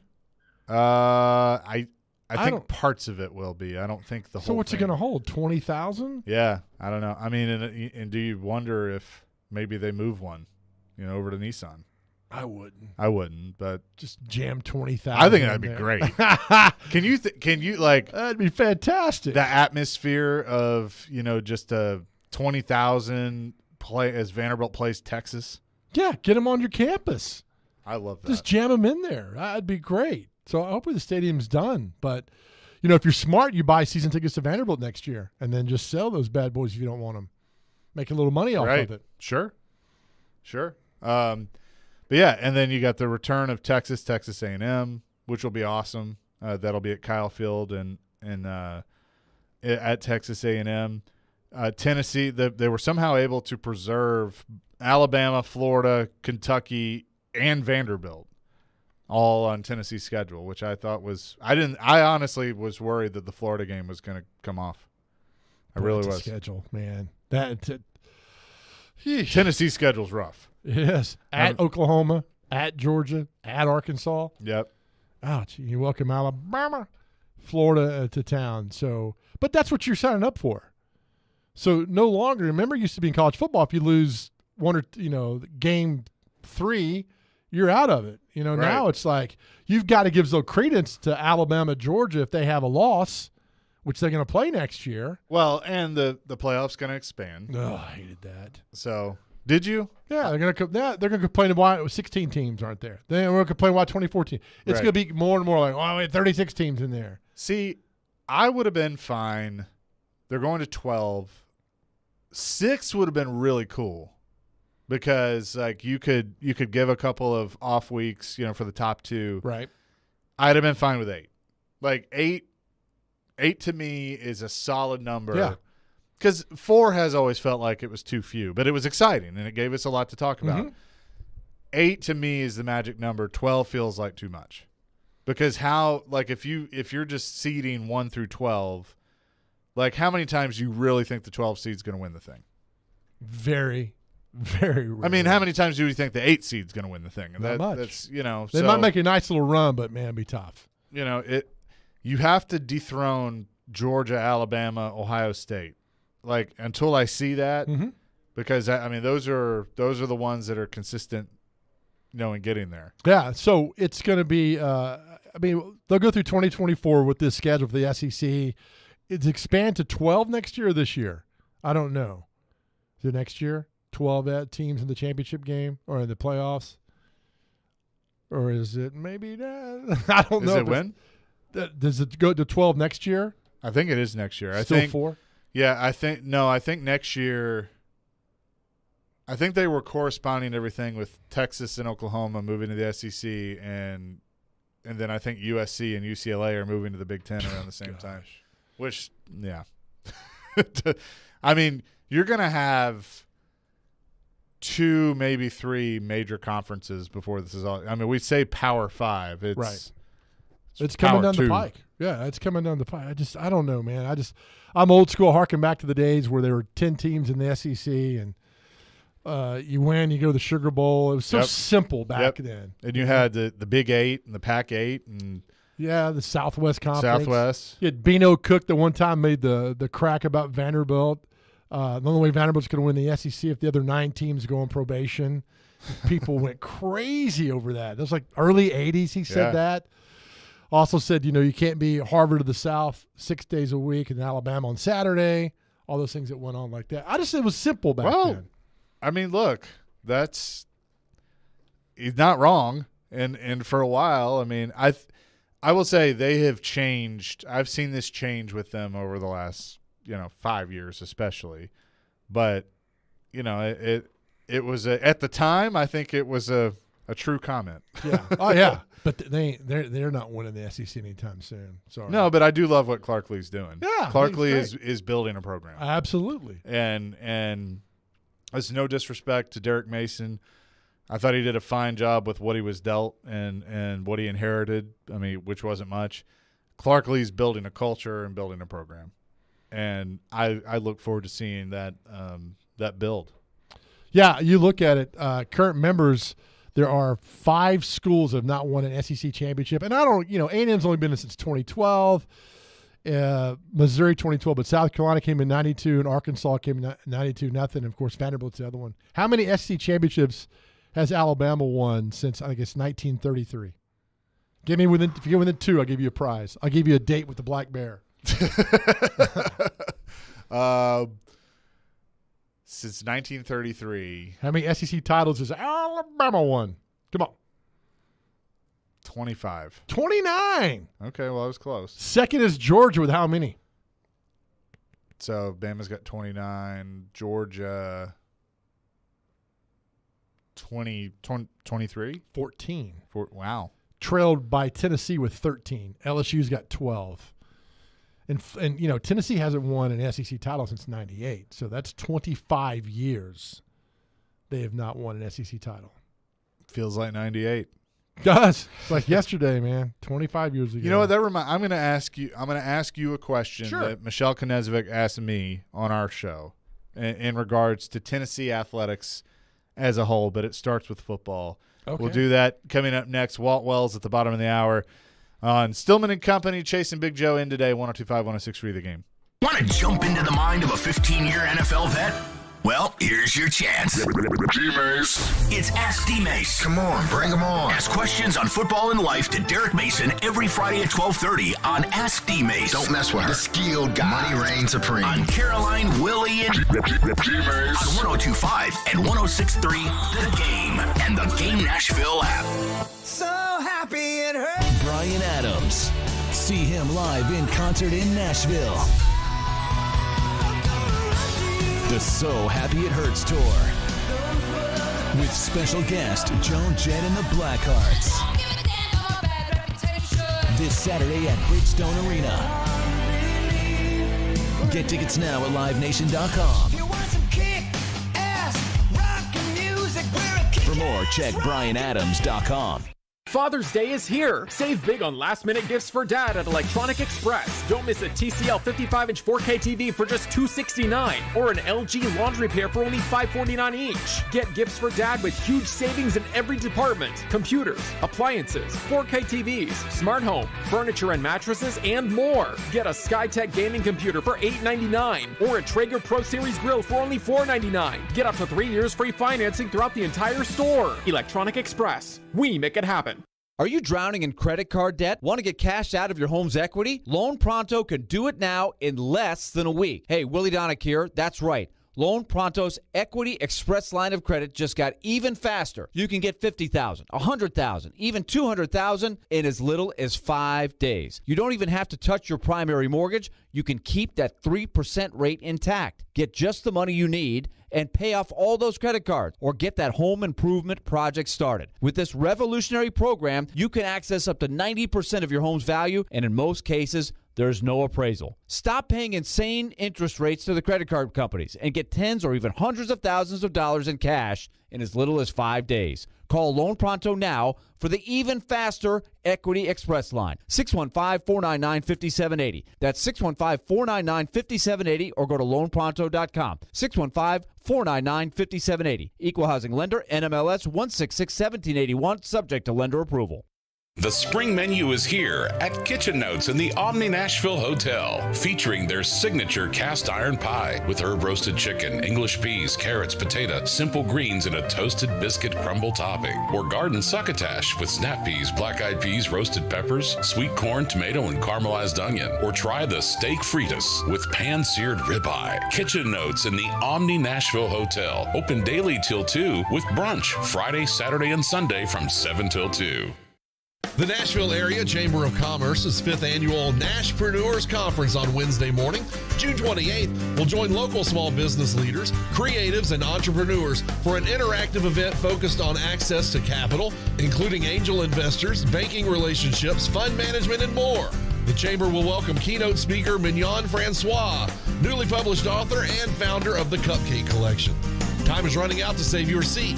Visit NashvilleChamber.com/events to register today. Anyone want to tell me what happened? Did you miss any of today's show? It's okay. It's fine. Don't worry. Subscribe to the Stillman and Company podcast on Apple, Spotify, and other podcast platforms, or by going to thegamenashville.com. All right, I'll give it a shot. Strong opinions and a strong personality on your drive home. This is Stillman and Company on 102.5 and 106.3 The Game and the Game Nashville app. Making your way in the world today takes everything you've got.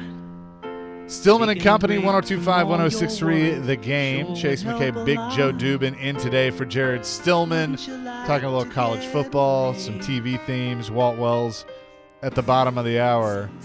So, I was going to say, for years I thought Woody Harrelson sang that song.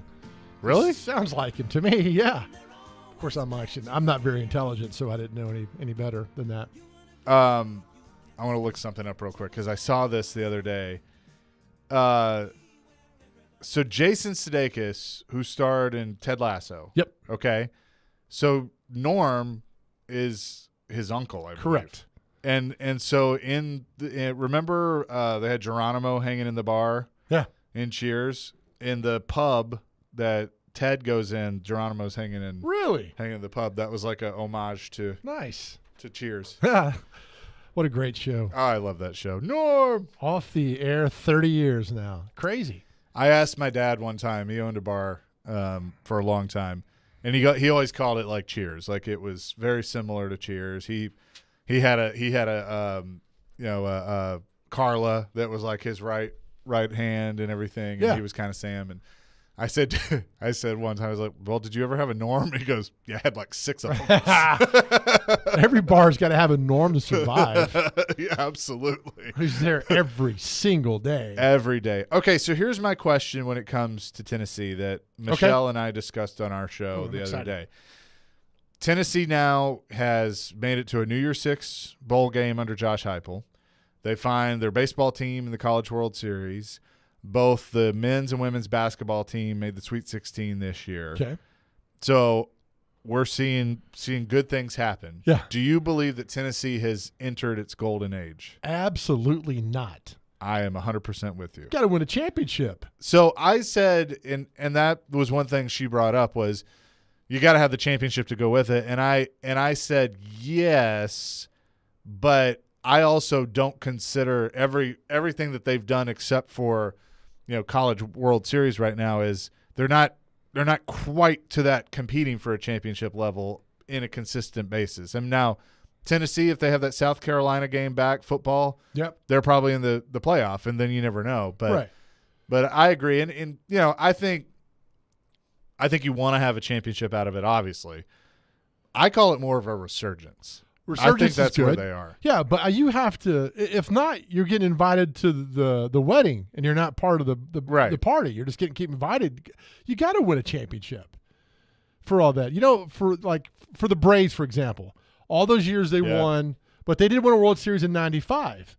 So you think, all right, I know they won it in 21, but those years they won the baseball, the National League East for so many years and all that is, but you show that championship game. If not, like the Buffalo Bills, was that the golden age when they went to 4 Super Bowls and lost? That was a good time. But, they might consider that their golden age. I think you got to win a title at some point. Sure. That's the goal, but, that's the most success they've ever had is to go to 4 straight Super Bowls. Now, they lost. Yeah. But if you're calling, that was an era of great success. You just came 1 win short. I just think it was just to me a good time. It was like a nice little run there, but you got to win something golden. You got to win a title or something to go with that. And maybe the baseball team gets it done over the next 10 days in Omaha. Maybe that happens. Could. Never know. They're there. Yeah, I think it would be amazing if Tony Vitello is the one that breaks the drought, for the big sports and ends up winning a championship with baseball. Now, he's not a Danny White hire. He is a Phil Fulmer hire. He is. So, and that's the other thing. Fulmer hired Rick Barnes. Mm-hmm. Now, I think Rick Barnes is underachieved. I've been very outspoken on Rick Barnes, and be careful, they'll come after you. I'm sure they will. Come on, but I feel like that he's had some teams since he's been at Tennessee that should be better than what they have done. Oh, no doubt. And he's got to answer for that. At least 1 or 2 Final Fours, but you get too deep in that, they're like, oh, you stay away from Rick Barnes. Yeah, but he did the same thing at Texas. So, I just point to that. I'm like, this is what you got. You got a really, really, really good regular season coach. But when it gets to the tournament, you're probably going to, Sweet 16 has been basically, I think he's done Elite 8 once since he's been at Tennessee. No, I don't think so. Has he? I think they've only been to 1 Elite 8, and that was with Bruce Pearl back in 2010. You might be right. When they lost to, was it Michigan State in 2010? No. Well, it was. Because Michigan State lost in 2016 to MTSU. So I think it was. I think that's only 1 Elite 8 team for those guys. So let's see. Texas. He went to 1 Final Four, Texas. I know that. Yes, he did. At Tennessee, the Sweet 16. That's all they've done. That's it. You're right. Which is, if you're shooting for Sweet 16s, right. But he's had teams, like even this year's team, I think was capable of at least the Elite 8. Well, once they got pared down to after they got past the first 2 rounds and knocked out Duke, you're like, okay, this is going to be something happening now, and it didn't make its way out there. No, it didn't. So, a very interesting discussion on where Tennessee is. When it comes to their athletic program in the state of SEC. And the thing with football is, one reason like I wanted to see it so bad for them to make the playoff this year is because it's, even though they're expanding the playoffs, it's going to get harder because the SEC is adding Oklahoma and Texas. Oh, it's going to be crazy. Now, to go to Oklahoma, I remember they went back to Oklahoma in 2014. That was a disaster under Butch. Just Oklahoma was a better football team. But now, also next year, going to go to Oklahoma with an unproven quarterback. Right. Because Milton's gone after this year. Yeah, well, you're going to have Nico, and everybody feels pretty good about him, but you gotta see it. And that's Heupel going back home with Nico. So, boy, there's going to be a lot of pressure, talk, conversation around that game coming up next year. Yeah. Big time. You have The a Black Bear update? Is that what you're looking at over there? No, I don't. I think we're about to have a phone call, but I'm seeing who it is. So I was checking the name. Make sure. Black Bear update coming up after Wall. On the quarter hour, the Black Bear update that's happening. Yeah. Around Middle Tennessee. Well, somebody sent a story that's going to be pretty funny that I'm going to bring up about bears coming up in just a little bit. But, yeah, I thought you would find that interesting because we're on the same page. It's not the golden age yet. Got to get some championships. I'm excited about what Josh Heupel is going to do in year 3, though. You know, for that team. I mean, Joe Milton is fascinating.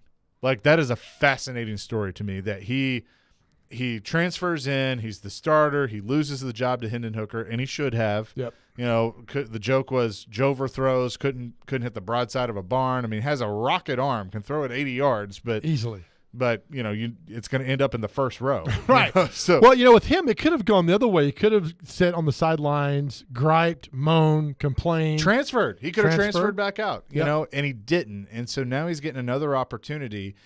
And I think, you know, that a lot of people are thinking, okay, well, Tennessee's probably going to take a step back after last year because Hooker's gone. I don't know. I don't know if they are or not. I mean, it's all dependent on Joe Milton. And they lost, you know, those receivers, obviously, but Squirrel White, I think, is going to be another year better. They got other receivers coming in.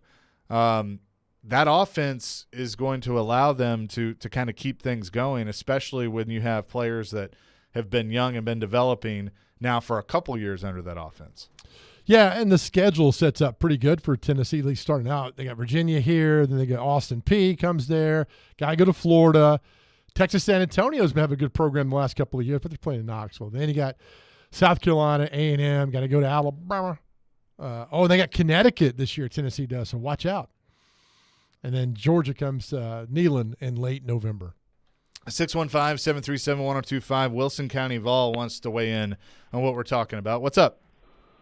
Hey, guys, I just overheard y'all. Actually, Dave Hart hired Rick Barnes, and John Curry hired Coach Vitello. Is that right? Ball. Yeah. Wow, it all runs together. Good job, Chase. Thanks for the fact check. When you go through 4 or 5 ADs in a 12-year span, it's easy to get it mixed up. I get it. Just wanted to weigh in there, and go Vols, heading to Omaha in the morning, man. Hopefully I see a W too. Yeah. Safe travels, brother. Dave Hart. He's right. Yeah, no, John he's right. Curry. As soon as he said it, he's right. And now we got to boy, we got top of it. We got a text that says, "Where the hell is Jerry? We have a peak D-Hop talks, and we're discussing Joe Milton." Jerry. It's Jared, not Jerry. He's off today. Yeah, he's off today, and there's no news on Hopkins either, right? I mean, he's had a great time in New England. Yeah, exactly. So now he had a great time in Nashville. Had a great time in Nashville. Maybe he saw the black bear. Maybe he is the black bear. Maybe he's traveling around, getting things done, going around places. I don't know. Having a good time. Coming up next, we're going to talk to Big Joe's buddy, Walt Wells, the head coach at Eastern Kentucky University, about some of the things we're discussing with college football. That's all ahead. Stillman and Company, 102.5, 106.3 The Game. Fireball Hot Take Friday is presented by Fireball Cinnamon Whiskey. That's right. It's the weekend. It means it's time to celebrate. It means it's time to rejoice. Whether you're hanging out with your friends or whatever it may be, there's no better time to enjoy Fireball Whiskey than right now. That's right. Be sure to enjoy ice-cold Fireball Whiskey, either in the shot form or grab yourself a bottle. That's Fireball Whiskey. Ignite the night. Please do it responsibly and be 21 years or older to enjoy Fireball Cinnamon Whiskey. Every day we are live and local. It's no longer about Johansson and Duchesne. Mike Vrabel was his guy. He wanted him to be his coach. And your source for Nashville sports. They had missed the playoffs. It will help them get better players. We are Nashville's best sports talk. 102.5 and 106.3 The Game and the Game Nashville app. More than 80 million Americans depend on AM radio for their news, traffic, weather, sports, and a community connection. It's the backbone of the emergency alert system, keeping us safe in dangerous times. It's critical that we keep AM radio in cars, because when cell and internet services are down, this free emergency service could be your only lifeline. Text AM to 52886 and tell Congress we need AM radio in cars. This message furnished by the National Association of Broadcasters. Hey, it's Jared from my friends at Hiller. Hiller's Heat Wave Heroes are keeping you from getting burned this summer. If you know your home needs an air conditioning replacement, do not wait until it breaks down. You do not want to be sweating in your home. This month, get a free UV light and free electronic air cleaner when you buy select new HVAC systems. Or get a whole home water filtration for just $59 a month. or get a new whole home generator for just $139 a month. Call Hiller's Heat Wave Heroes to save the day. Visit happyhiller.com to book. Hey folks, Joe Rexo here for PhD Weight Loss. Want to let you know 6 weeks, 20 pounds down, and I'm feeling great. Loving the food items they provide. No pills, no gimmicks, no other suppressants. Again, you feel good on this. You feel sustainable. Sustainability, that's a huge part of this. People who want to lose weight, but they also want to keep it off. I mentioned the products, and by the way, 85% of the food here is provided for you at no extra cost. My personal favorites, the peanut butter chocolate cereal. Love the pancakes. The broccoli cheddar soup is really good. The protein bars are fantastic. Variety of flavors, absolutely delicious. This is simple and easy. It involves weekly phone discussions with a coach. It is personally tailored to you. You don't have cravings. You don't have anything extra that you don't want. And also, there is a guarantee. If you don't get within 5 pounds of your target weight at the end of your program, PhD will continue to coach you for free until you do. Visit myphdweightloss.com. 94.9 The Fan is your home for Hit City. Your Nashville Sounds continue their series at First Horizon Park tonight against the Gwinnett Stripers. Swing and a miss, strike three. Sounds win. Pre-game at 6:20. On your home of Nashville Sounds baseball. 94.9 The Fan and The Fan app. Hey, this is Pekka Rinne. You're listening to Nashville's best sports talk, ESPN 102.5 The Game.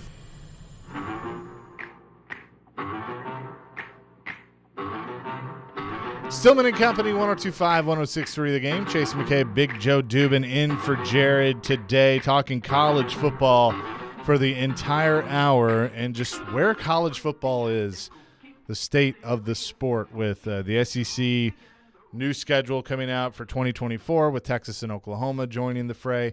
I wanted to get the opinion of a coach that, you know, isn't in the Power 5 right now, but has been in the Power 5, knows both sides of this. Your buddy Walt Wells is on the line with us, the head coach at Eastern Kentucky University. Coach, what's up? How are you? Good. How you guys doing? We're doing fantastic. I'm trying to keep JoJo in line, and you know that's not easy to do. No, it's always a task, but Joe will fall in and be a professional. We all know that. So we're out here on the golf course, so if you hear something going on, that's what's going on. I didn't know you golfed. I don't.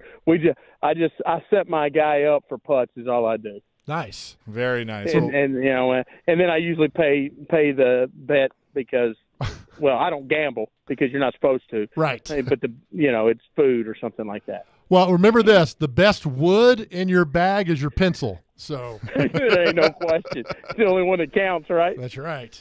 Well, we appreciate you taking the time to do this today in the middle of your golf game. But I wanted to get your opinion because Joe and I have been discussing just how much college football has changed, and you know this. You've been a head coach, you've been an assistant coach, you've recruited. You know how all of this has gone over the last few years. But when you look at this expansion in the Power 5 and having coached in the SEC, and you see Texas and Oklahoma joining the SEC and trying to figure out the schedule and wanting to add more conference games, how big of an effect is that going to have on programs like Eastern Kentucky that if you're playing more of these conference games and more of these Power 5 games, what that can do, the impact it can have on the smaller programs?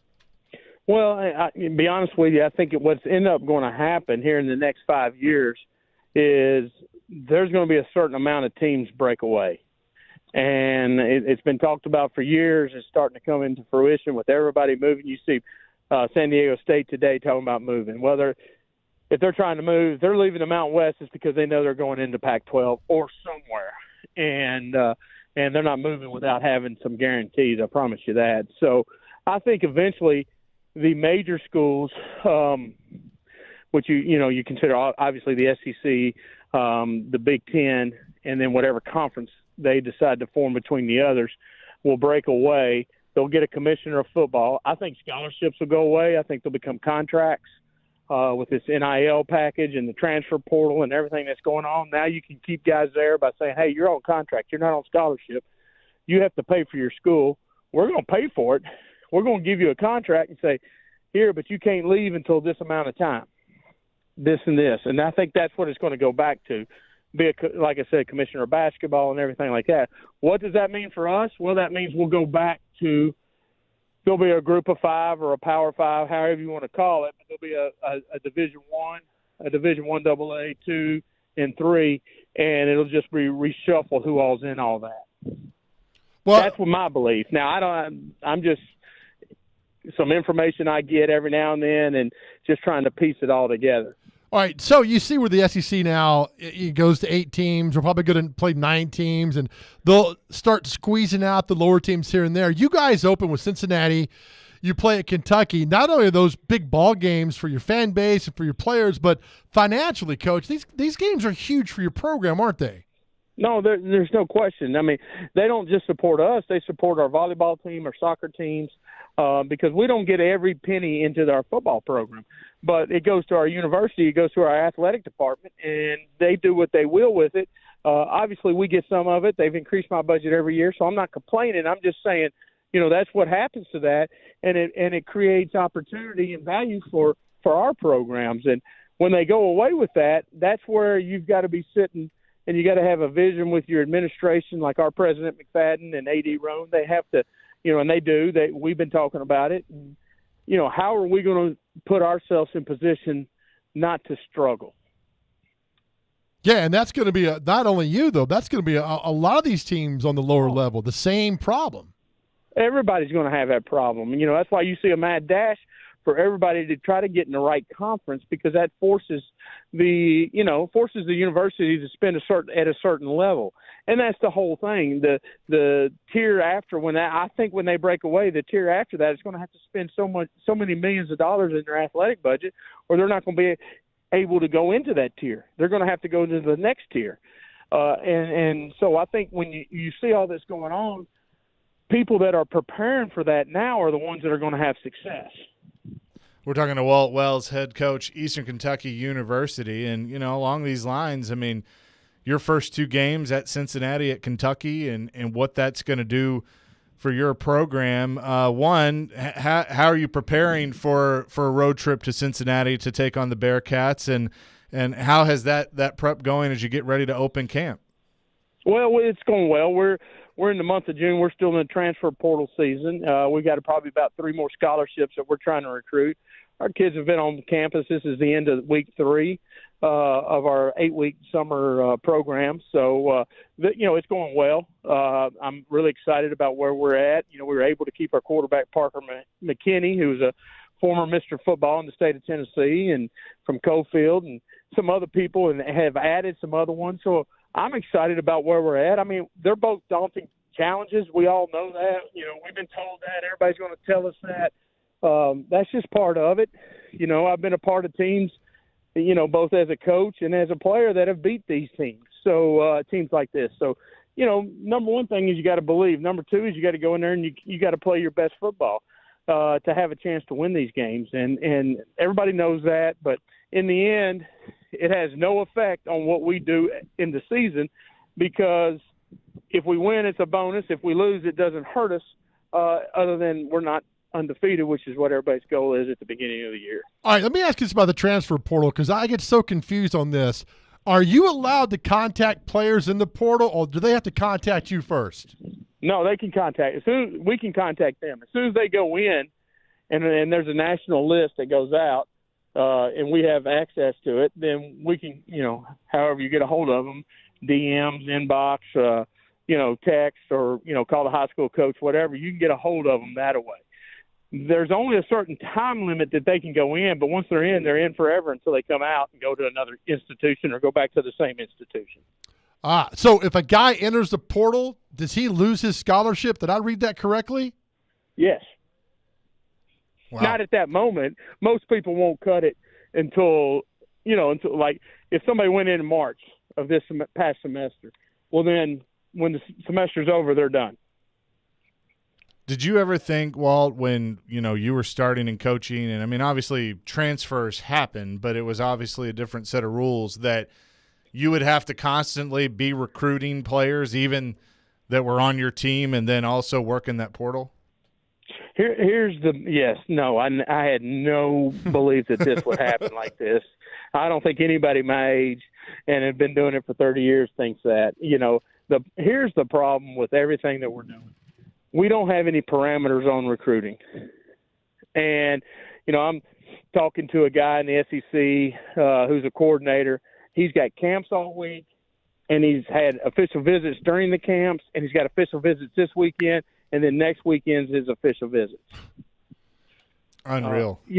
It's and here's the whole hard thing about it all is, all right, you look at him now. He's recruiting for next year. His official visits aren't for this season coming up. His official visits are for the 2024 recruiting class. Our official visits that we're going to have next week are for the 2023 season. But it doesn't matter. We're both working our tails off trying to get players, and it never ends. Well, all right, so everybody says, well, go to a NFL model, of giving your coaches vacation. Well, what do you mean?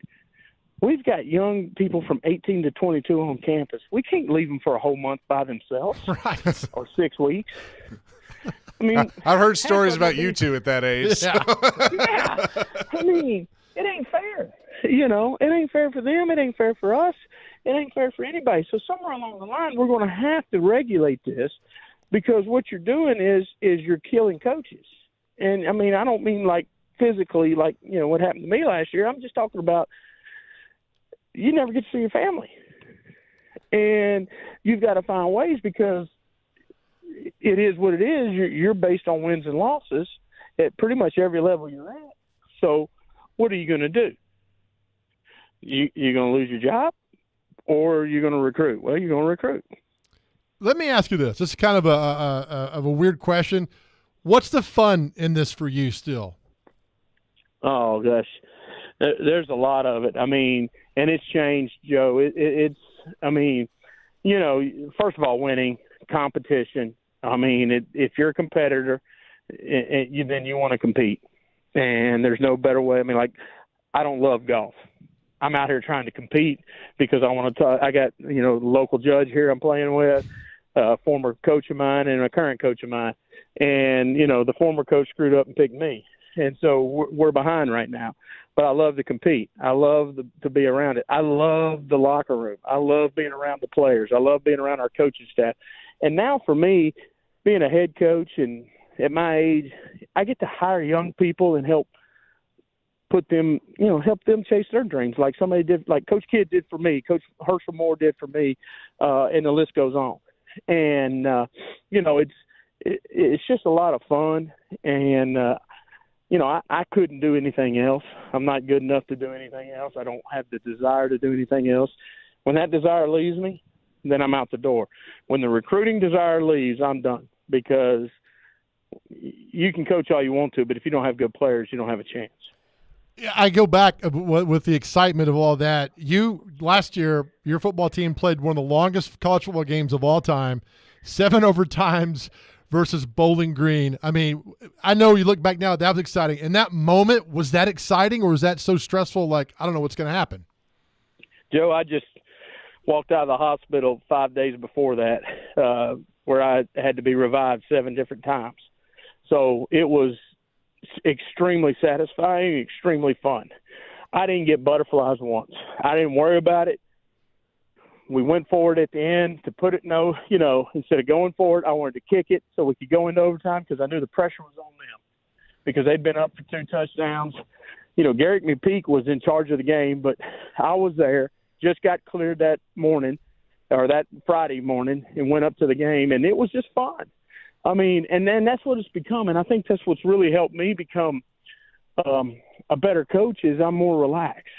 Now, I still get fiery, and I still do all the stupid crap that I probably shouldn't do sometimes, but that's who I am, and I'm not going to be anybody but who I am. But I hope to continue to evolve every year and become a better person and a better coach. Love it. Love it. As always, man, thank you. Get back there to making those 50-foot putts and those 300-yard drives. You've been on the golf course with me. I'm about ready to send if we still had no newspapers, I'd have a hole-in-one, right? You would have. That's right. I'd call the Tennessean and say, I witnessed a hole-in-one today in Smyrna, Walt Wells. I got that. Yeah, I got that. I'll tweet that out in a little bit. I still got that article in the paper. Hole-in-ones, baby. That's all we did for about, a year and a half is hit hole-in-ones. So for those that don't know, you used to be able to call the Tennessean, say you were with the country club, and then you had a member hit a hole-in-one, they'd put it in the paper without any looking into it. So Walt hit 9 hole-in-ones back in 1988 and 89. So good job there, Coach. Well, I appreciate that. That helped my golf game so much. Coach, thanks so much for joining us today, and best of luck. We'll talk to you again soon. I appreciate you guys having us on and having me on. And like I said, Joe, you sound good on the radio. Keep it up, buddy. Appreciate you, brother. Love you, man. See ya. Love you too, man. See you. Bye. Thank you, Coach Walt Wells, EKU, joining us here on the show. And he coached at Tennessee and coached in a lot of different places. Yeah, before he was at Kentucky, he was at Kentucky for 2 years, Tennessee for 2 years. With Western Kentucky for many Western, years. Yeah. So it's a grind, man. These college football coaches, they sign up for it. It's a grind. God bless the coaches' wives, man. I know. For all this, because it's very rare that you're at a program for longer than 4 years. It is. Sure. You see Saban in Alabama since 2007, but how many of those assistant coaches have been there the whole time? Not many. No, not many. And you know what? There's an interesting point with that I want to make. Coming up next, appreciate Walt Wells for joining us. Stillman and Company, Chase and Big Joe in for Jared today, 102.5, 106.3 The Game. Every Wednesday at 8:30. Join Robbie and Rex Road for The Choice is Yours. 2 sports questions, 2 non-sports questions. They'll answer a couple of questions about life and sports. The Choice is Yours is built by Jarrett Companies. You have a choice. So when you have a need for site and utility work, fire protection, concrete and asphalt services, the choice is simple. It's Jarrett Companies. For more, visit JarrettCompaniesInc.com. The Choice is Yours. Wednesdays at 8:30 on 102.5 and 106.3 The Game and the Game Nashville app. It's time for Nashville Sounds Baseball with a Friday fireworks show. The Sounds will be wearing specialty jerseys for Copa de la Diversión as the team transforms into Las Nashville Fijuelas. Stick around for the whole game to enjoy a post-game fireworks show. Tickets available now at NashvilleSounds.com. Are you drowning in credit card debt? Want to get cash out of your home's equity? Loan Pronto can do it now in less than a week. Hey, Willie Donick here. That's right. Loan Pronto's Equity Express line of credit just got even faster. You can get $50,000, $100,000, even $200,000 in as little as 5 days. You don't even have to touch your primary mortgage. You can keep that 3% rate intact. Get just the money you need and pay off all those credit cards or get that home improvement project started. With this revolutionary program, you can access up to 90% of your home's value, and in most cases, there's no appraisal. Stop paying insane interest rates to the credit card companies and get tens or even hundreds of thousands of dollars in cash in as little as 5 days. Call Loan Pronto now for the even faster Equity Express line. 615-499-5780. That's 615-499-5780 or go to loanpronto.com. 615-499-5780. Equal housing lender, NMLS 1661781, subject to lender approval. Everyone is loving what Genesis Diamonds is doing right now with the lowest interest rates on the planet. Right now, get 0% interest for 5 years on any purchase. A handcrafted Tacori, A-Joppy, or Viraggio ring with a GIA certified diamond for only $100 a month. Wedding bands, color bands, fashion necklaces, just $40 a month. Pick any item, pay $0 down, and spread your payments over 5 years. Even the sales tax. Don't miss this amazing offer. All natural and lab-grown diamonds included. Now through July 1st only. At Genesis Diamonds, Green Hills and Cool Springs. On approved credit, see store for details. Buffalo Bill's Center of the West in Cody, Wyoming welcomes you as you enter Yellowstone Park's East Entrance. 5 museums in one, including the fantastic Whitney Western Art Museum. Welcome to the West. Buffalo Bill's Center of the West, Cody, Wyoming. Bon appetit. Take some Titans. Derrick Henry. Some Preds. Roman Yossi. Even some hoops. Light fires. Wow. Put it in a blender. And what do you have? Chase and Michelle. Pretty incredible. Call or text and weigh in. The fastest 2 hours in sports radio. Weekday mornings at 9 on 102.5 and 106.3 The Game. And the Game Nashville app. You're listening to Stillman and Company on 102.5 and 106.3 The Game. And the Game Nashville app. Just a good old boy. Never meaning no harm. Chase and Big Joe in for Jared Stillman today, 102.5, 106.3, The Game. College World Series underway in Omaha. Bottom 8, TCU up on Oral Roberts 3-2. Bases loaded. They just scored the go-ahead run, did TCU. So looking to win that one as things are underway in Omaha. Yeah, Vols play tomorrow night at 6 versus LSU. I think that's the final game of the first kind of round that goes on there, which it should be because the NCAA botched that so badly down in Hattiesburg with all that. Yeah. Terrible. So are they single elimination right Double. now? Or is double elimination? Yep. Okay. So, but it's one game, like against a team. Yeah. You drop to the loser's bracket. And then that then you're gone after that. Gotcha.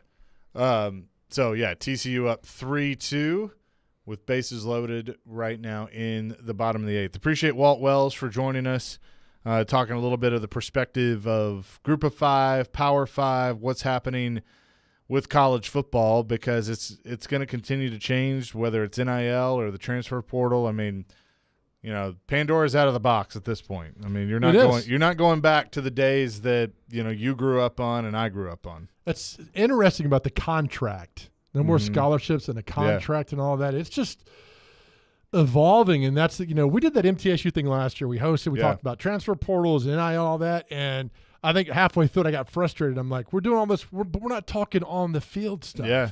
And it's just frustrating because we're not talking on the field. We're talking everything off the field. But we're not talking about players on the field, and that's why we like college football. And I don't know, man. I got a bad feeling where this all could be headed, and I just college football was so pure and so fun back then. I know people still cheated and boosters were involved in all that stuff, but now it's just kind of like it's the wild, wild west. Well, and the thing that now I'm all about players, like if coaches and universities are making millions and millions of dollars, I'm all about the players getting a piece of that. Yeah. Like I don't have an issue with that. Where it worries me is you're basically paying a 17, 18, 19-year-old kid $1 million, and it's just they're not there yet. I mean, I know we were talking earlier like what you and I would do with $1 million, and we'd be all about it. I'd blow through $1 million if I was that age easily. And who is looking or overseeing all this? Right. I mean, it's the wild, wild west. You put a limit on, and now it's getting. I mean, you have high schools that it's seeping down into. It's just I don't like where it's headed to, but nobody really cares what I think. Well, and I mean, it's at the point now where they can't stop it. No, I mean, the train's out of the station. I had a point a few years ago, and I think it was the young man who was from Coffee County, plays for the Saints, Alante Taylor. Yeah. And he had a cookie deal up in Knoxville. If I get an interception, I get 2 cookies. And just saying, not him, but in a play in the game, late in the game, if your team's going down there, you're trying to get that interception and you overplay and you knock the guy down and you get interception and you get a pass interference penalty because you're trying to get that cookie, for the people that were sponsoring you. I mean, it kind of goes off on these crazy tangents that I don't know where it's going to end. It's nuts. I know. So it's not going anywhere anytime soon. That's for sure. Okay, our bear report, as we've been talking about. So earlier in the show, we got a few texts on the black bear that is down in Nashville and apparently making his way towards Smyrna. So a few people texted in because I made the joke about maybe he just wants to go on Broadway and drink some beer or something. One texter says the bear drinks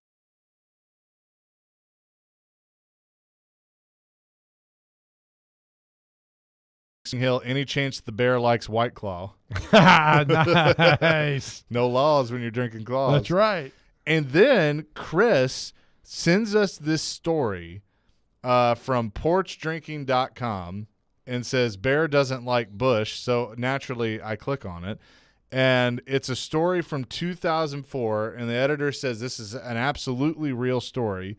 Took place in 2004 due to Rainier's release of Pale Mountain Ale. It was a Washington State, a bear. Washington State Fish and Wildlife officials discovered a black bear snoozing on Baker Lakes Resort's lawn, cozied up next to dozens of empty Rainier beer cans. Oh, my God. It had seemed the mischievous bear had broken into some nearby campers' cooler looking for something to quench its thirst.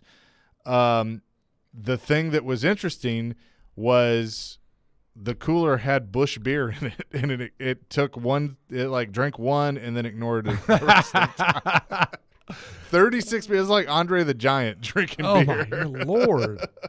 I don't know this. I mean, this bear. Last we heard, it was headed towards Smyrna down that way. Now we have not yet been able to figure out if this is same bear or multiple bears. From what I've read, they said it's most likely the same bear, but no confirmation. But most likely the same bear that was seen in South Nashville earlier this week. Why don't I don't know why they've been able to pinpoint it, tranquilize it, and then transport it safely someplace It's also else. saying the South Nashville bear, quote, didn't miss a beat after being hit by the car. So we shall see. Must not have hit it too hard. I don't know.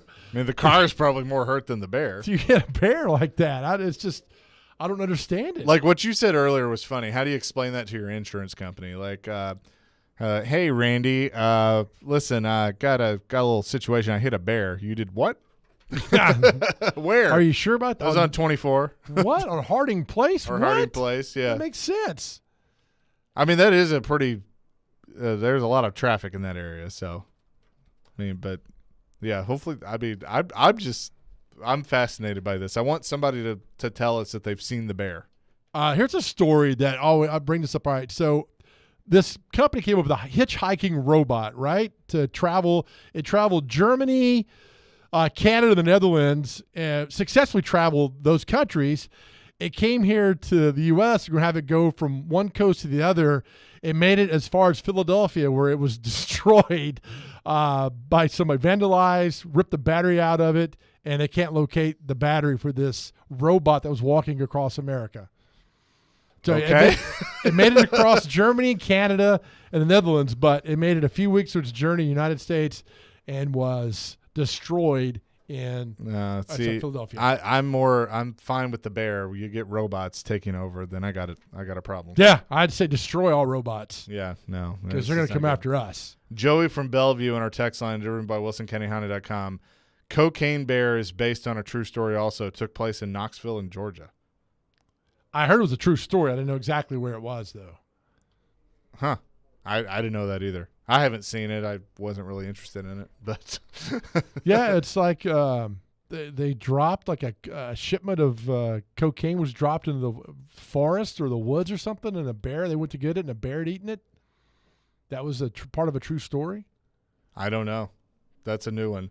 Mike Organ has tweeted in. He wants to know when the Rayon City 50-over slow pitch softball update will be. Bottom of the hour. Bottom of the hour, okay. The Bear updates at the quarter of the hour, and the Rayon City slow pitch softball is the bottom of every hour. Okay. Well, Mike, be sure to tune in for that. Yeah. You won't want to miss that. We'll get you up to date on for those sure. things. So good college football talk. We'll have much more coming. Chase and Big Joe in today for Jared Stillman, 102.5, 106.3 The Game.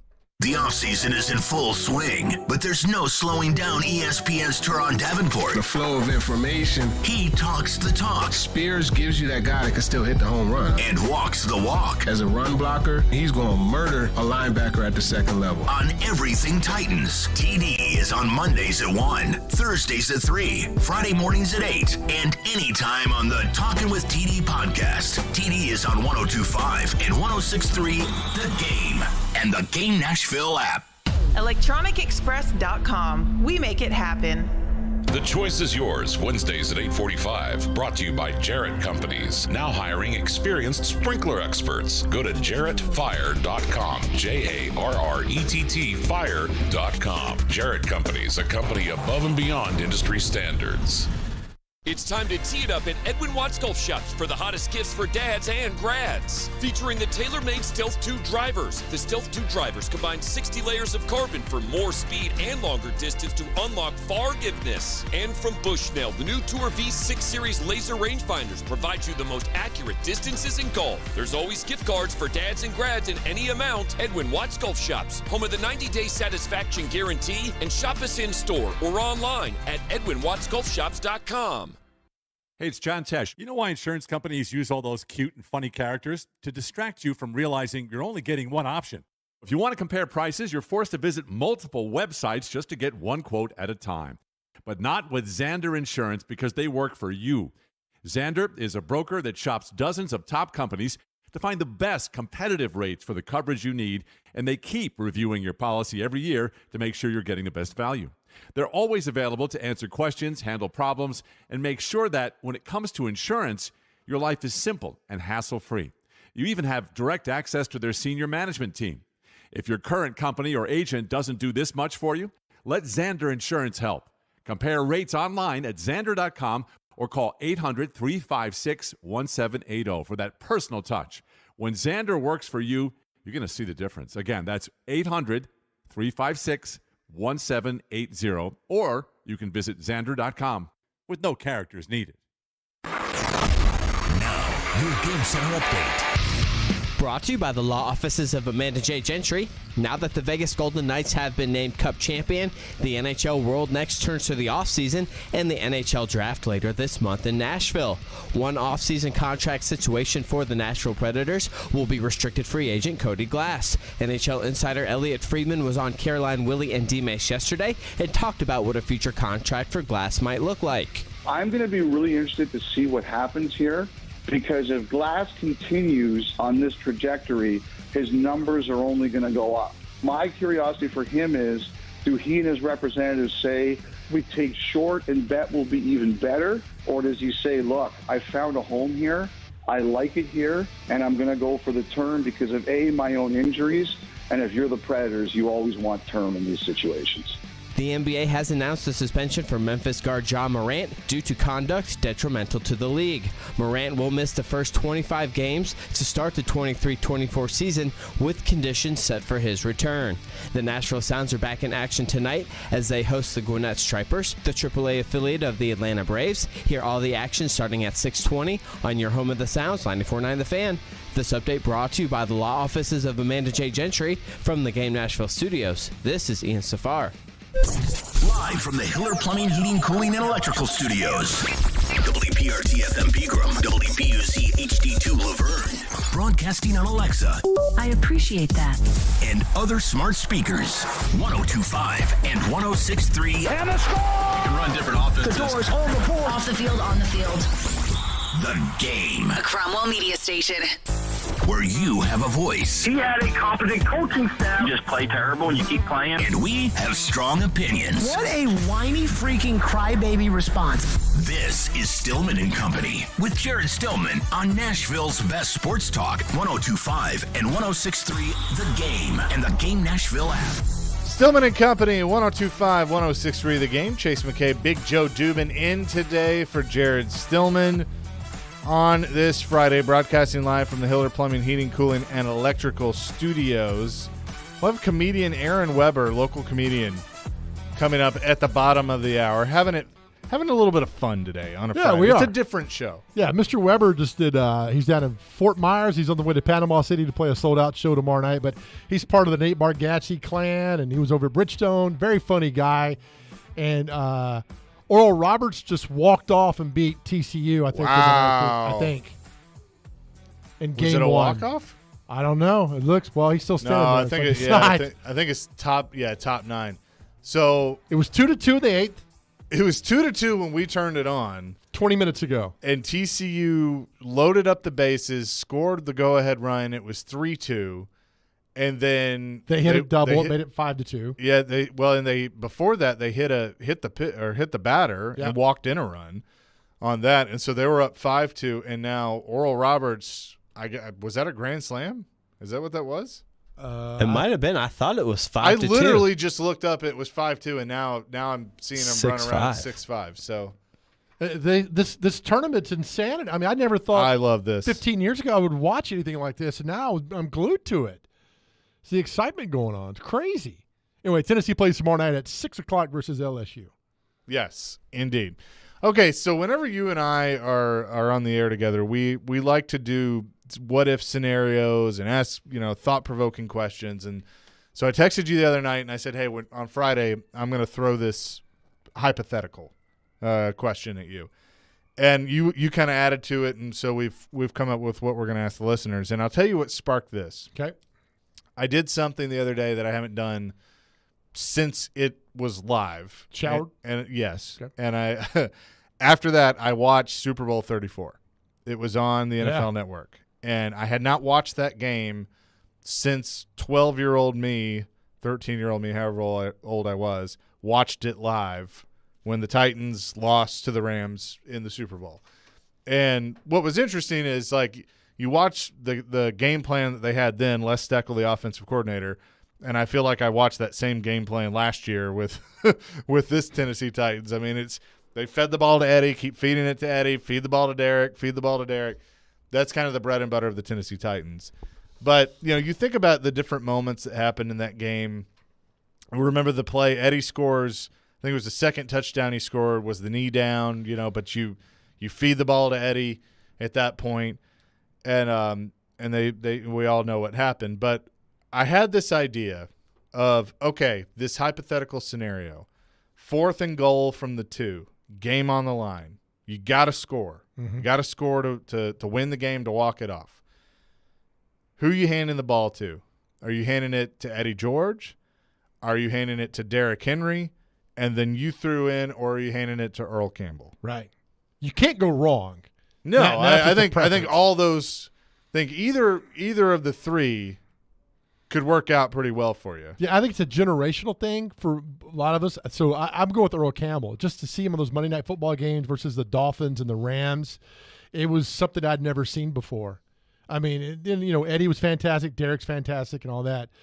But to see Earl Campbell do that, because that's when I was starting to play football, I was young, and to see Earl Campbell just destroy people, when you got a running back who looks for contact, you're in trouble. And I think that's what Eddie did, Derek, and Earl Campbell. Yeah, I think you're right. I think they're cut from that same cloth. 615-737-1025, a hypothetical. And here's I know somebody's going to bring this up, so I'm going to go ahead and get in front of it. Yeah. Well, who's the offensive line? I don't know. Really? I mean, Bruce Matthews at every position. He was about there for 35 years. Yeah, I mean, look, the offensive line that Eddie George had in that Super Bowl might be the best offensive line that Titans team has ever had. Pretty good. I mean, you had Brad Hopkins and Bruce Matthews on the left side. I think it was Kevin Long. Kevin Long was the center. And then you had Benji Olsen and John Runyon on the right side. And, pretty good. And that the first touchdown that Eddie scored in that game was because it was a beautiful job by Benji Olsen basically pulling and opened up that gap just wide enough for Eddie to get through and get into the end zone.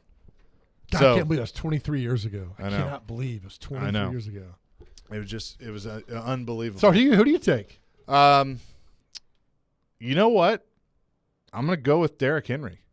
I'm going to go with 22. And that's, like you said, I don't think you can really go wrong with answering that question. Yeah. But Derrick, it's like if you pile up defenders on top of him, it's like he gets better. How many times have you seen him carry the pile, a couple of yards, which is what you need. So yeah, that's my answer. I'm going Derrick Henry. I just think it's really a generational thing to see that. You have a lot. I think Eddie wins this poll hands down probably, because when he was here and you first saw him and the Oilers became the Titans and what he meant to this franchise. But my gosh, seeing what Derrick Henry's done, and then of course you got to go back in YouTube, Earl Campbell, all of his plays and the great run. So there's the three that you go right there, and you can pick a fourth guy. I took Brad Baxter. When we played at Alabama A&M, played with the Jets, when fantasy football started, when it was a basic scoring method, you wanted guys who just scored touchdowns, and Brad Baxter would always score from the 1 yard line every time for the Jets, would score constantly. He was the guy that would get in no matter what. But Earl Campbell for me. Yeah, and you can add another. Like if you want to add a wild card that isn't one of the three, just trying to tie it into the franchise, and with they're set to debut the Oilers throwback uniform this year, so throwing it back to Eddie and Earl Campbell that wore that uniform. But you can tweet us at 1025 the game, at Chase on Game, at Big Joe on the Go, or you can call 615-737-1025 or text our phone line driven by WilsonCountyHyundai.com.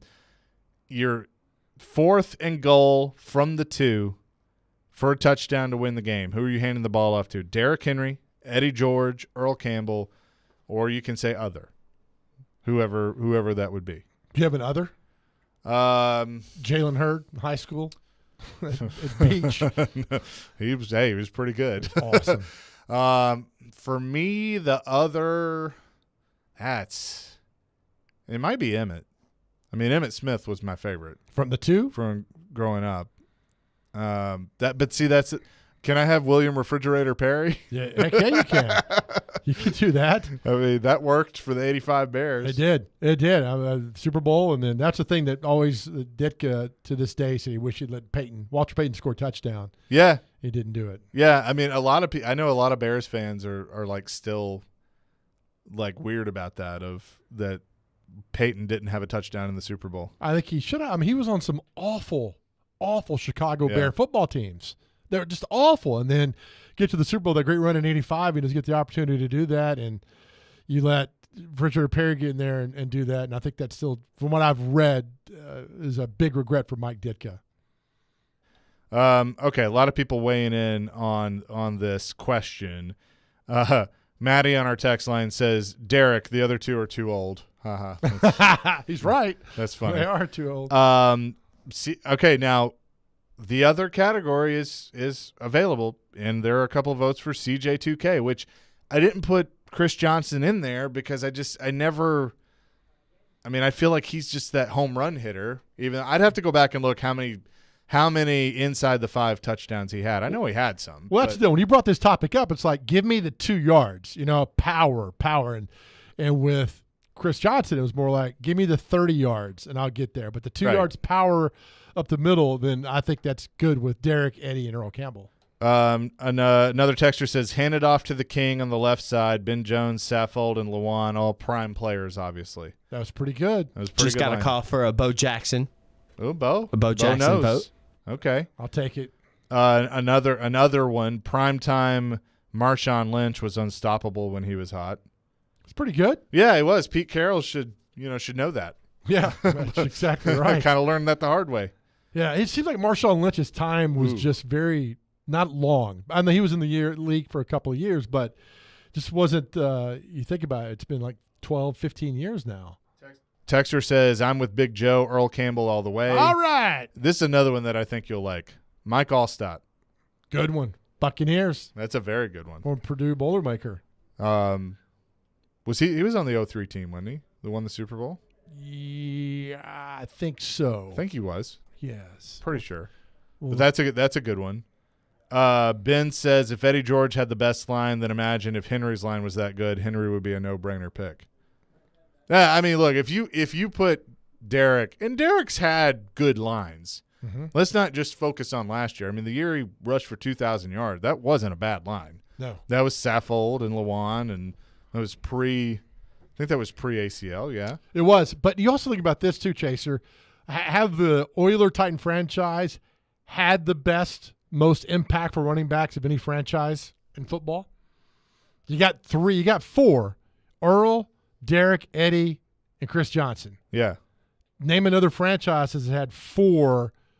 Ooh, that's a great question. 4 power running backs like that. Because you got the Bears with Gale Sayers, Walter Payton. But who else? The Browns had Jim Brown. I mean, there's man, that's a great question. Thank you very much.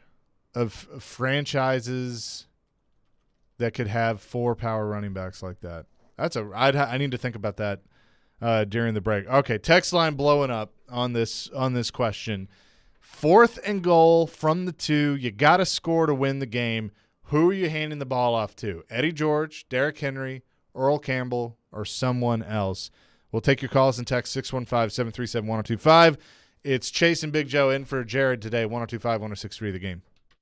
We are Nashville's best sports talk, live and local from 6 a.m. to 6 p.m. When you want the national Hey. I got this. I'll take it from here.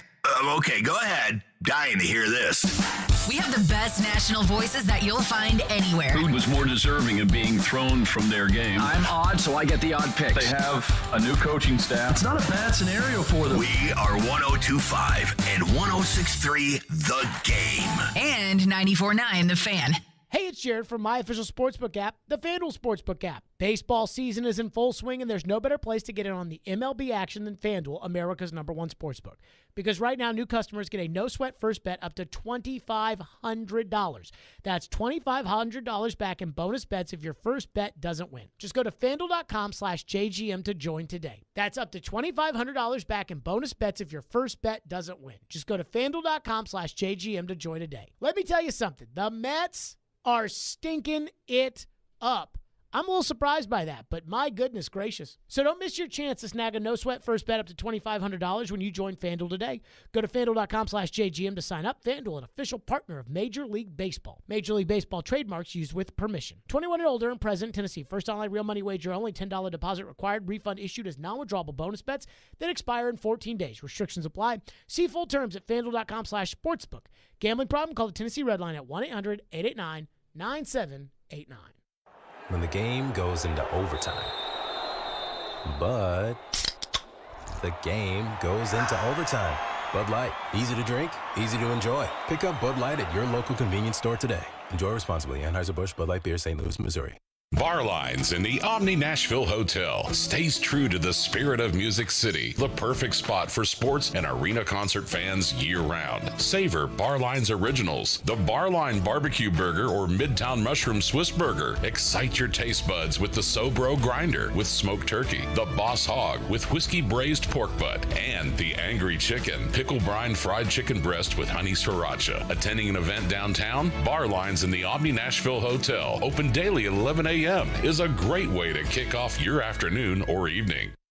It's the symphonic rock experience everyone's talking about. The Nashville Symphony performs Windborne's The Music of Led Zeppelin, featuring conductor Brent Havens, vocalist Justin Sargent, and a full rock band. The hits of Led Zeppelin performed live as you've never heard them before. June 25th at Ascend Amphitheater.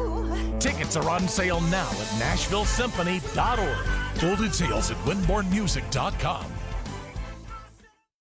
Hey y'all, it's Courtney with Parmer Tractor and Equipment. Warmer months have you working overtime? Be sure to visit Parmer Tractor and Equipment for all your New Holland tractor and bush hog needs. Swing by our store at 3570 Dickerson Pike in North Nashville or give our sales team a call. We're now offering 0% financing for 72 months on select New Holland tractors. Get the brands you trust from a local dealer like Parman. Always ensuring totally outrageous customer service. Visit ParmanTractor.com for the best deals on equipment. New Holland tractor, bush hog, and more.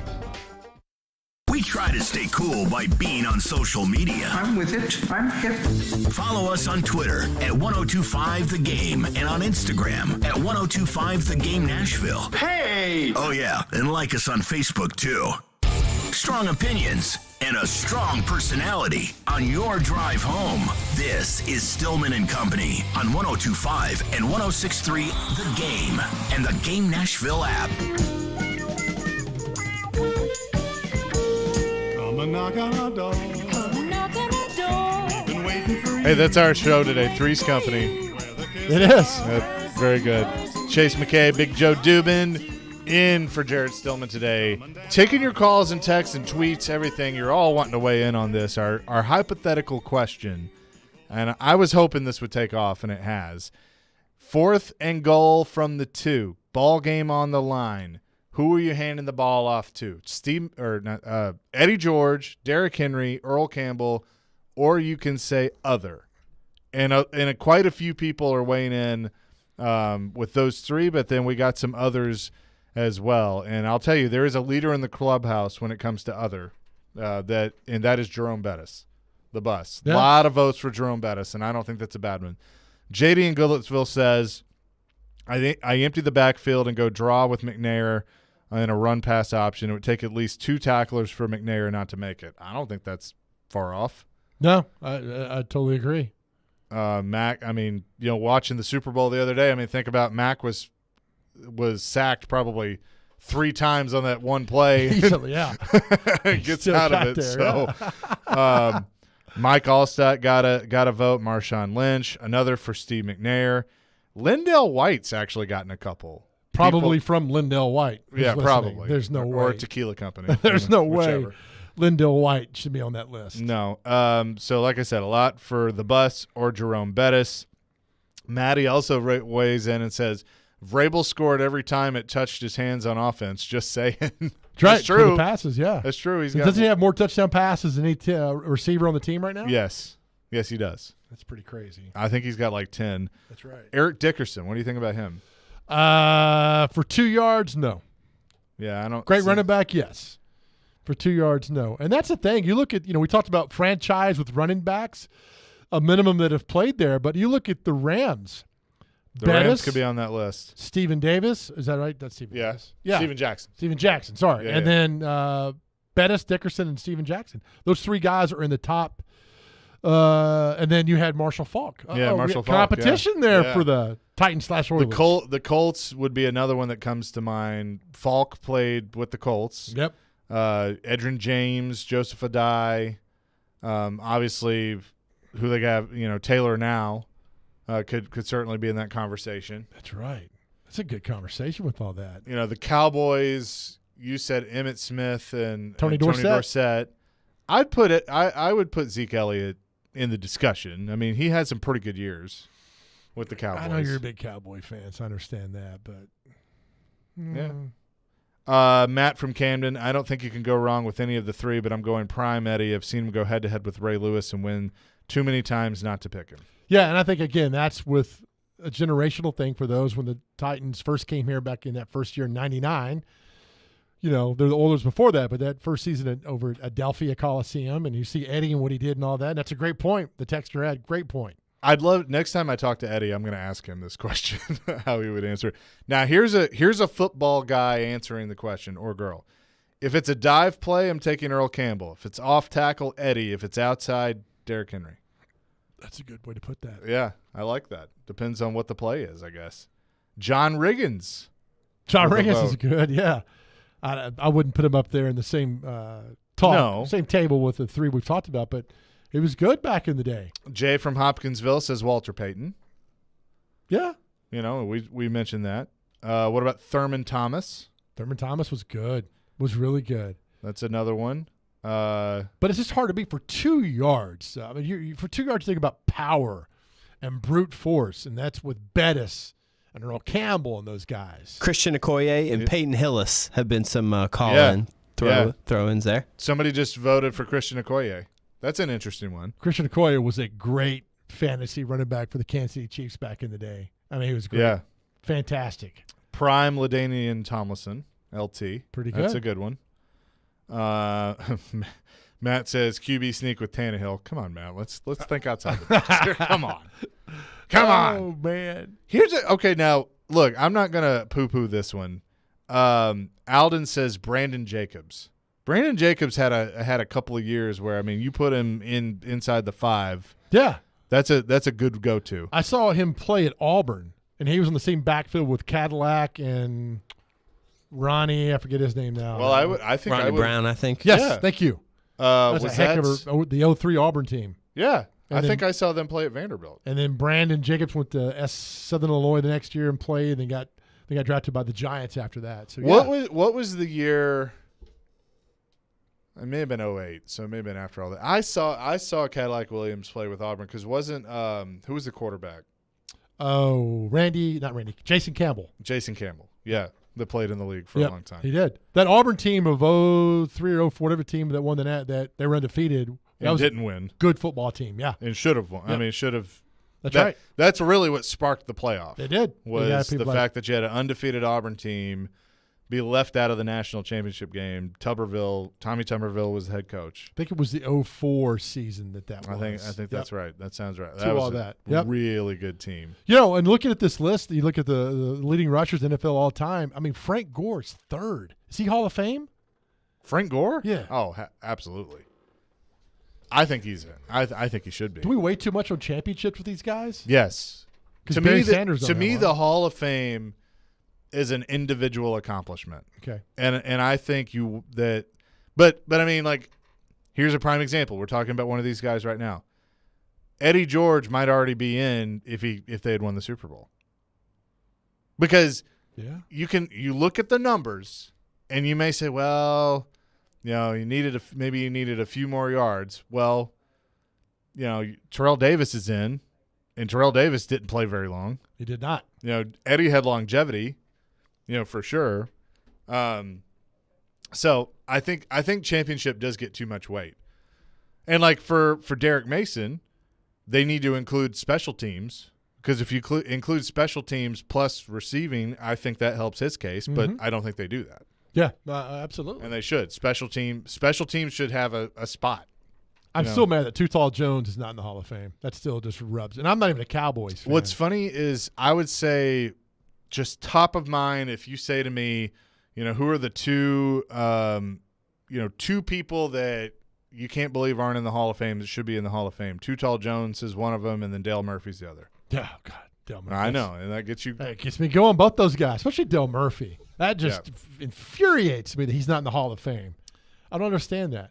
But as far as the teams with the great running backs, it's hard to beat the Titans Oilers franchise with the 4 running backs that have done so much damage over the years to other teams. You can't. It's hard to see that. Joey in Bellevue says Jamal Lewis with the Ravens, or good. Obviously the Vols. We had a Larry Zonka call. Larry Zonka is a good one. Yeah, I like these phone calls coming. Okoye and Peyton Hillis and Larry Zonka. JC in Goodlettsville says the fridge for 2 yards. No one's saying AP. Adrian Peterson has gotten a few votes. Adrian Peterson's a good one. Another one for Jamal Lewis. Sean Alexander. That's a good one. With the Seahawks. Yeah, but Alabama. 2 yards. I don't. Frank Gore or Adrian Peterson. I would take Frank Gore for 2 yards. 2 yards to me. Yeah. And a cloud of dust. He's got to get it for you, yeah. But I think Bettis is up there. That's some good ones if you think about that. Tom Rathman. For the 49ers, running back out of Nebraska. He was good. He's on the Super Bowl teams for the 49ers. Terry says Bettis stats from a game in his last season: 5 carries, 2 yards, 3 touchdowns. Unreal. Yeah. Randall Cunningham in play action. It's tough to beat that. Yeah. Randall Cunningham was revolution. It's hard to believe he didn't win a Super Bowl. Okay, here's another one that, we haven't mentioned probably for obvious reasons, but I don't think it's wrong. O.J. Simpson. Yeah. He was – I'm sorry. Every time I hear O.J.'s name, I think of Dave Chappelle's stand-up about me, O.J. in the bar. It's just every time. But football-wise, we better just leave it at that. Yeah, I know. The jokes are there, whatever. Yeah, he got but back in the day, Pete Weber and I've had, because Pete Weber was up there in Buffalo at that time and talked about watching OJ on the football field and said it was just mesmerizing watching him play. Yeah. Okay, so to your point on the like a 4 or more running backs for one franchise, Texter says Priest Holmes, Christian Okoye, Jamal Charles, Larry Johnson, all for the Chiefs. Good, but not nearly Titans, Oilers good, or Rams good with Dickerson, Bettis, Falk. I think that's a good group. That's a solid group. Yep. Mike Allstott behind Lorenzo Neal all day, every day. That's a good one. Jamal We had Anderson. a call for Jim Brown. I think we mentioned him earlier. Yeah, though. Jim Brown's a good one. And then Shady McCoy. That's a good one. Barry Sanders from Anywhere is another one from Wayne. Another for Randall Cunningham. Roger Craig with the 49ers. I just think Barry Sanders for 2 yards. Yeah. 4th and 2 to get in the end zone. I don't. He's a great running back, one of the best all time. I just don't think that when you compare with the other guys who are out there, I'd rather have the other guys. Christian McCaffrey gets a vote too. Run CMC. Yeah, from the 2 though. Again, I'm thinking bigger guy that's just going to bulldoze through the line. Hard. It's hard. With Earl, with Derek, with Eddie George, straight in there. Great participation. This text line blew up on that. So great participation. Great job, Chaser. Coming up next, we're going to change gears a little bit. We're going to laugh. You might still talk a little sports. We'll talk some sports. You're stuck in traffic. Aaron Weber, comedian, going to join us. Coming up next, Chase and Big Joe in today for Jared Stillman, 102.5, 106.3 The Game. Fireball Hot Take Friday is presented by Fireball Cinema Whiskey. That's right. It's the weekend. It means it's time to celebrate. It means it's time to rejoice. Whether you're hanging out with your friends or whatever it may be, there's no better time to enjoy Fireball Whiskey than right now. That's right. Be sure to enjoy ice-cold Fireball Whiskey, either in the shot form or grab yourself a bottle. That's Fireball Whiskey. Ignite the night. Please do it responsibly and be 21 years or older to enjoy Fireball Cinnamon Whiskey. Every day we are live and local. I think Vanderbilt is steady, disciplined. It's been so long since Tennessee's gotten out of the first weekend. And your source for Nashville sports. I don't mind going to another team. You want to know what the coaching staff's going to look like. We are Nashville's best sports talk. 102.5 and 106.3 The Game and the Game Nashville app. Genesis Diamonds has the lowest interest rates on the planet because we never stop thinking about our customers. Right now, you can get 0 interest financing on any purchase. Beautiful tennis bracelets or 5-stone rings starting at only $35 a month. Those 4-carat lab-grown diamond stud earrings just $115 a month. Get Genesis low price, pay nothing down, and spread your payments over 5 years with 0 interest. Rings, pendants, bands, one-of-a-kind designer jewelry, pre-owned Rolex watches. Now through July 1st only. Only at Genesis Diamonds. Green Hills and Cool Springs. On approved credit, see store for details. 3 days of racing, 3 days of music, one huge weekend event. The Big Machine Music City Grand Prix is not just a race or a festival, it's an experience. Multiple music stations with Flo Rida, Vince Neil, Chris Jansen, Gavin DeGraw, and more. Fast cars going over 200 miles an hour. And a family fun zone with inflatables, Ferris wheels, kids games, and kid-friendly food trucks. Tickets and premium hospitality are on sale now. Go to MusicCityGP.com for tickets and get ready to experience Nashville's premier speed and sound event. Mom, we're out of potato chips. Teenagers, they'll eat you out of house and home, kind of like health insurance, which can take a big bite out of the family budget. Fortunately, with Farm Bureau Health Plan's Core Choice coverage, we can save $3,600 a year compared to the leading competitor. And we've got better coverage with a lower premium, lower deductible, free telehealth visits, and access to one of the largest networks available. Can we order pizza? Visit FBHP.com or your local Farm Bureau office today.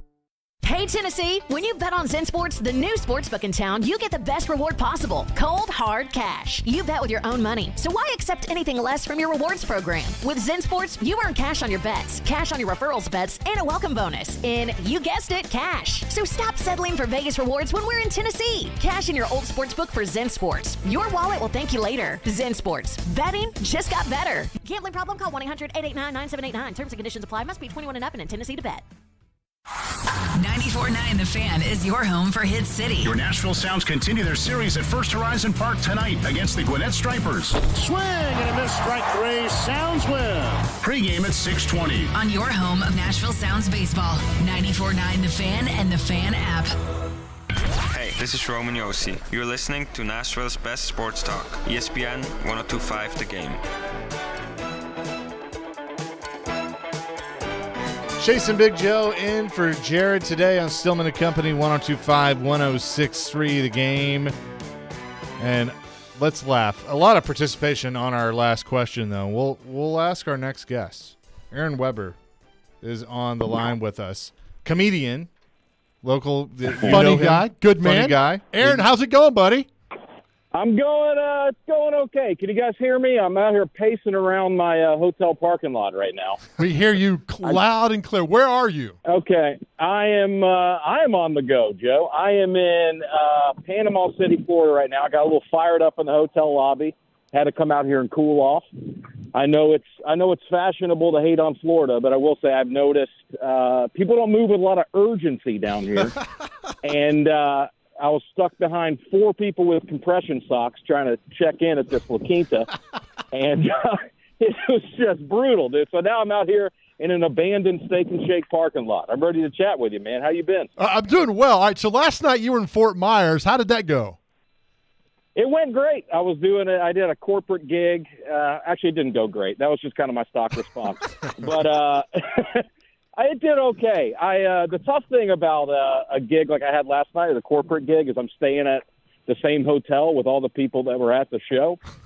So the show didn't go quite as well as I'd like, and then I immediately have to get on an elevator with 15 people that were at the show. So it was kind of a tough night, and then I've been flying all day, and now I'm here in Panama City, ready to go. So I saw you a few years ago for Brent Peterson's PD for Parkinson's deal that he does at Bridgestone Arena every year, and he always has a comedian at these things. And I feel like and you talk about like doing a corporate deal, that would be an audience like that would be much more difficult than just doing a night at Zanies. Is that true? Yeah, it's comedians like to talk about being brash and kind of full throttle. But comedy is actually a very delicate thing. And I feel kind of lame saying that, but sometimes the situation's just not right. That particular gig you're talking about, I remember I had to follow. This is at Bridgestone Arena, and which was cool to have. You're on the jumbotron and everything. But I remember I had to follow an auctioneer. Yeah. I don't know if you remember that part of the show, but the auctioneer was struggling to get people engaged. And as I'm walking on stage, he's walking off. I just see him drenched in sweat, and he goes, "They're tough out there, man." I was like, oh, no. When the auctioneer is bombing up there, it's not a good sign for the comedian. I was going to be a joke last night in Fort Myers. You could have said, Fort Myers, better known as Heaven's Waiting Room. Oh, yeah. Well, that's the whole state of Florida, as I'm learning. Right now, that's the La Quinta lobby right now. That's where I just was. All right, so we know you are a Notre Dame superfan, correct? I am, yes. So what does Jerome Bettis mean to you?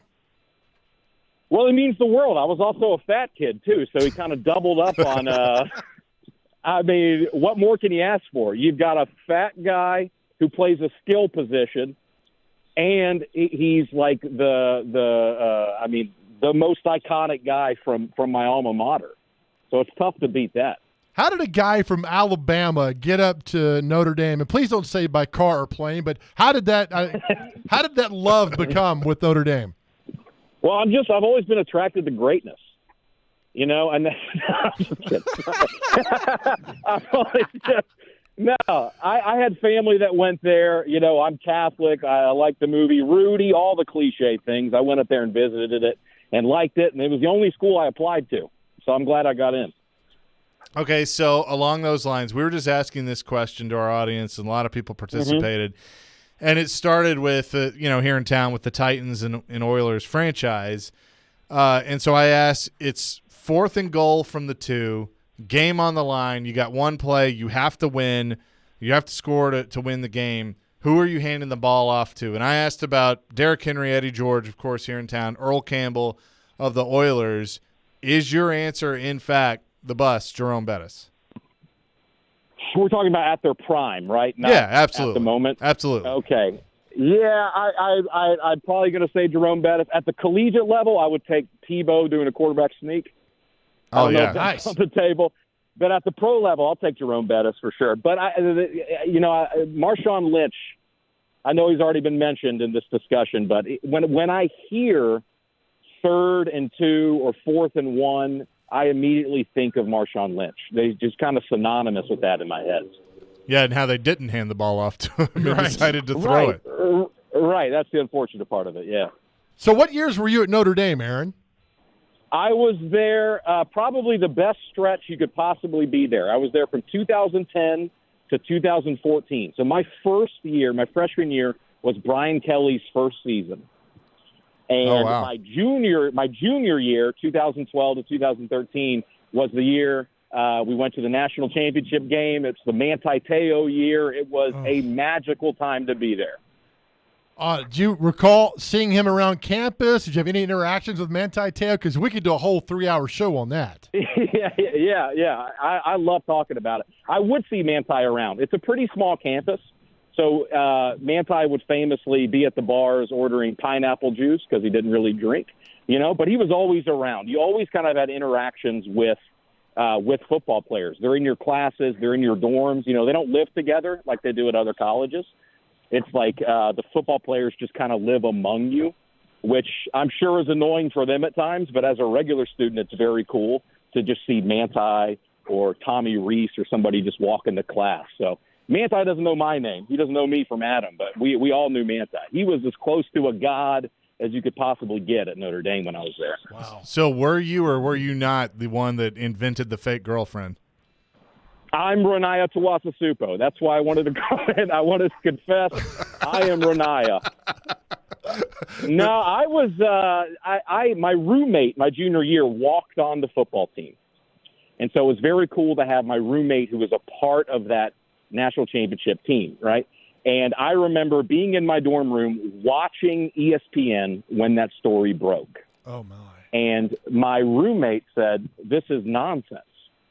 And I said, how do you know that? He said, I talked to that girl on the phone. Because there's some random day in the locker room when Manti was talking to his girlfriend and kind of passed the phone around for a second, and he talked to her. He said hi to her. So when this story broke, he was like, well, this is crazy. I talked to this girl. This was a real person, and then it all just collapsed after that. Have you watched that 30 for 30 on that and like, oh, there I am? I did. No, I'm actually, you can kind of see me. They cut to the Michigan game my junior year when everybody has the leis out. Yeah. The whole student body has Hawaiian leis waving it. I'm in the mix of that. I stormed the field after. I was a part of it. And I got to tell you, it hasn't tainted my memory of that season at all. It did for a minute, like when everything broke. But now looking back, like it didn't taint it at all. That was such a great year. That was such an amazing time to be at Notre Dame. That I wouldn't trade it for anything, really. Now, we're talking to comedian Aaron Weber. You can hear him on the Nate Land podcast. He was at Bridgestone that night. We'll get that in just a moment. But what did you major in at Notre Dame, Aaron? I was a philosophy minor and a marketing major. I tried to have a double major. I failed a couple classes, had to go to summer school. That's a longer story. But I ended up with a major in marketing and a minor in philosophy. So I'm really putting that philosophy minor to good work. How did you – so where did stand-up come into this? Well, I'd always been a fan of stand-up, and then you kind of learn there's zero barrier to entry. You know, it's not like you get drafted into doing stand-up. You just decide I want to do it. So I'd been a fan for a long time. I just decided, hey, I'm going to try this. So there was a club at Notre Dame of students doing stand-up, and I just started doing it then. And then when I moved back to Nashville after college, I started to take it seriously there. Aaron Weber is with us, comedian. Okay, so Joe and I were talking about this earlier. I was at Zany's a few weeks ago. You were there. Joe got up and did about a 5-minute set and did a tremendous job. But when you're whatever the audience is that night and you're kind of realizing, all right, maybe they're not getting into this, what's kind of going through your mind and what do you do to try and change the energy in the room? Well, it depends on my kind of role in the show. The last few weeks I've been the host, so it's kind of my job. The way I frame it always is it's my job to turn a group of people into an audience. So it's kind of like leaning into the strike zone just to take one for the rest of the show. So when I go out there first, it's like, yeah, dude, I'm not gonna murder up there for my entire set. But hopefully by the time I'm done, they'll be ready to hear jokes. They'll be facing the stage. I mean, I set the bar very low in my head. If they're looking at the stage, if they're listening, and I leave them in a good place for the next comic, then I think I've done my job. Fantastic. All right, so take me back, Aaron, to the night at Bridgestone. You walk out, nearly 20,000 people there. That had to be just very surreal. I was there in the upper deck. What a great night. What are your memories of that night, Aaron? My main memory is the relief when I got off stage. just knowing it went okay. Now I'm done. Now I can just enjoy the spectacle of the show.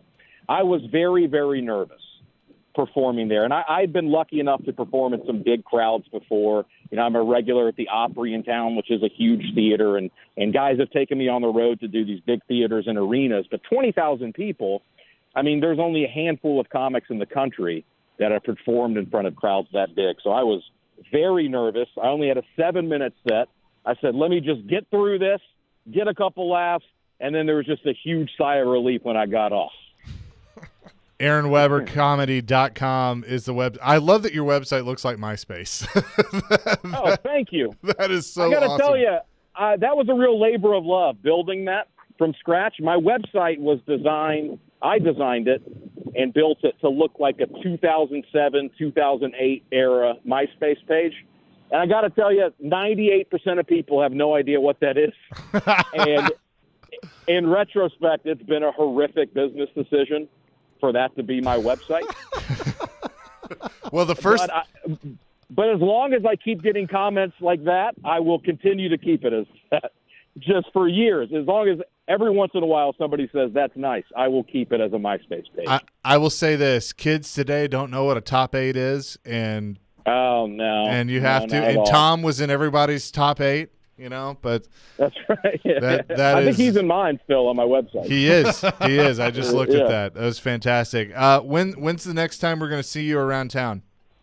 Well, hopefully I'm just kind of a regular now at that New Material Monday. Cool. At Zany's. So while I'm waiting to get another headlining date there, I'm in town always. I'm always at the club. That New Material Monday is like the spot to be if you're a comedy fan in Nashville. You never know who will drop in. Famous comedians you've seen on Netflix, and then nobodies like me and my friends. So show up, and if you're a fan of comedy, you never know who you're going to see. Yeah, I wrote an article. It's going to be in the paper next week about, if you're a comedy lover, Aaron, that is the place to be on a Monday night. It's affordable. It's fun. You don't know who's going to show up. I mean, I think it's the best ticket in town. Yeah, and I think people realize, stand-up comedy's never been bigger. There's so many specials. It's all over Netflix. It's all over Amazon, YouTube, whatever. But it's fun watching people show up to see stand-up live, and they're just like, oh, this is just different. Yeah, it's fantastic. Different. Yeah, it's like going to see a college football game. You watch it on TV, you're like, this is great. But when you're in the stadium, you're like, wow, this is awesome. All right, before I let you go, you're opening for Henry Cho tomorrow night in Panama City. I think the show's sold out. What's it like working with Henry? Well, Henry's been taking me on the road for years now. Before I was even funny, he kind of just took a chance on me. So I owe Henry a lot. Henry's a good buddy of mine. He will not take me golfing anymore. I kind of burned that bridge. But I'm still going to do shows with him as long as he'll have me. Fantastic. Aaron, we think you're the best, man. I know you're busy. Thank you for your time. Big fans here. Have fun in Panama City tomorrow night. We'll talk to you soon. Thank you, guys. I'm going to go cause a scene in this hotel real quick. Thanks, Aaron. See you guys. See you, Joe. Right. Yeah, good luck with that. Aaron Weber joining us, funny. Local comedian. He's a funny guy. And what he said about the New Material Monday at Zany's. Oh, yeah, it's great. You invited me a few weeks ago.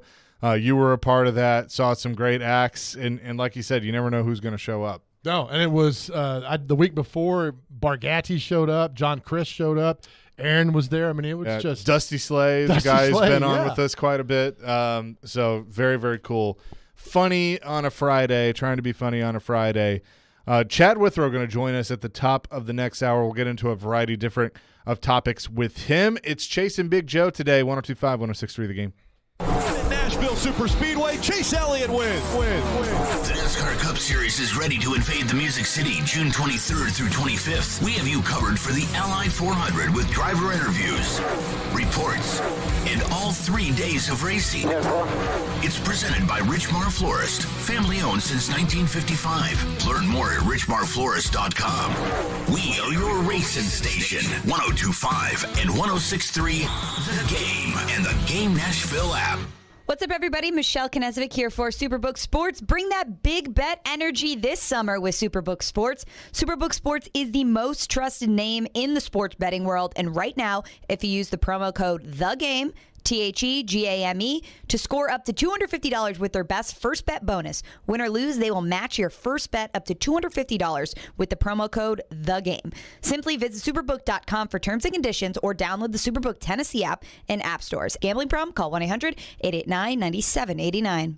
Are you drowning in credit card debt? Want to get cash out of your home's equity? Loan Pronto can do it now in less than a week. Hey, Willie Donick here. That's right. Loan Pronto's Equity Express line of credit just got even faster. You can get $50,000, $100,000, even $200,000 in as little as 5 days. You don't even have to touch your primary mortgage. You can keep that 3% rate intact. Get just the money you need and pay off all those credit cards or get that home improvement project started. With this revolutionary program, you can access up to 90% of your home's value, and in most cases, there's no appraisal. Stop paying insane interest rates to the credit card companies and get tens or even hundreds of thousands of dollars in cash in as little as 5 days. Call Loan Pronto now for the even faster Equity Express line. 615-499-5780. That's 615-499-5780 or go to loanpronto.com. 615-499-5780. Equal housing lender, NMLS 1661781, subject to lender approval.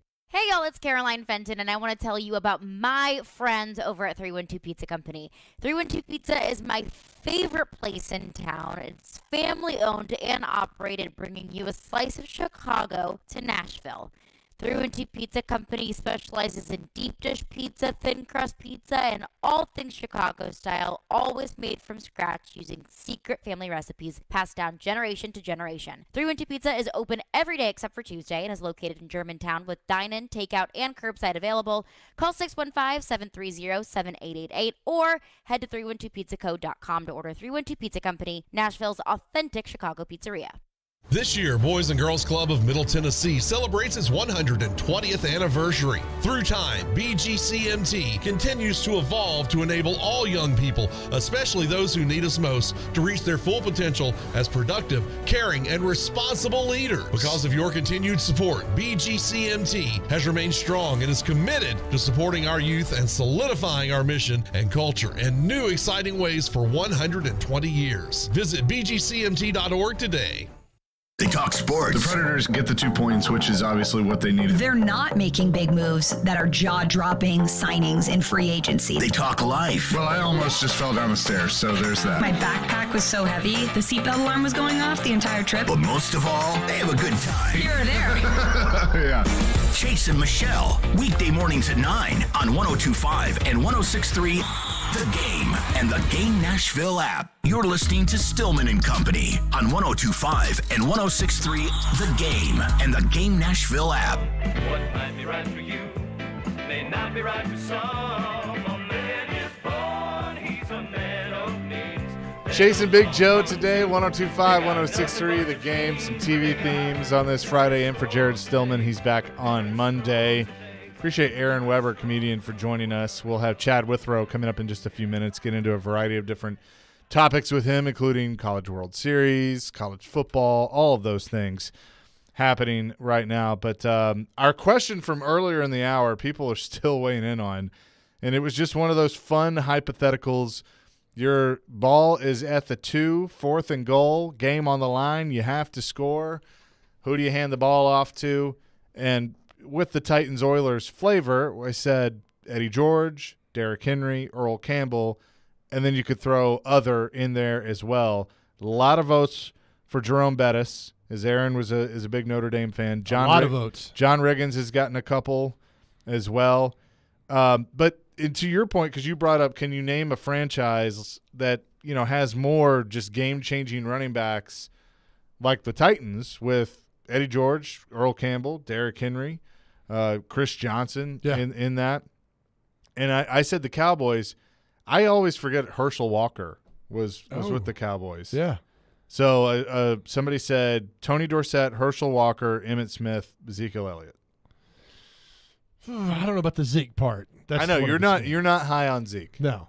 If you compare and contrast to the 4 Oilers/Titan running backs, I mean, he doesn't measure up to the CJ or the Eddie or the Derek. But Herschel Walker, to me, he's probably a better college back than he was pro back. Would you say yes or no to that? His pro career was weird because he with the New Jersey Generals starting off. Yeah. And then ended up finding to the I'm trying to pull up how many teams he played for. So I'm not sure about that. But God, he was so good in college, though. He played 12 years in the NFL, and he played with the Cowboys for 4 years, the Vikings, the Eagles, the Giants, and back to the Cowboys for 2 more years after that. So I don't know. When I put the list of the great running backs, and he had 8,000 yards in the NFL. Yeah, sure. I mean, they're not bad numbers by any means. Fred Taylor got a vote. That's an interesting one. It is. I would have never put him up there, but no. But I see why. Yeah.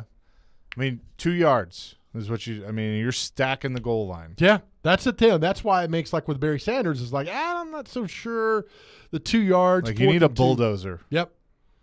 And obviously a good offensive line, but you need a bulldozer. Christian Okoye was one that goes up there as well, and John Riggins. But you also think about, Derek, Eddie. Yeah, I mean, and like Earl. Like, Eddie was big, obviously, but I feel like Eddie had that. My dad always called it that stutter step. Like, he had those sweet feet. and Derek does too, but Derek's also just a brick, a wall of bricks. I mean, that's what he is. Yeah, Herschel had 8,200 yards in the NFL, but he also ran for 5,500 in the USFL. Yeah. Well, so I mean, you're looking over 13,000 yards if that, but that's tough to put that into does it compare, does it contrast to the NFL? I don't think it does. But there were a lot of good USFL players back in the mid-'80s too. Yeah. Well, and I mean, there are some USFL players that are in the Hall of Fame, but that's more based on their NFL career than anything. That's right. But I mean, like Steve Young, is one of them that would be in there. But Herschel's in the College Football Hall of Fame, not in the Pro Football Hall of Fame.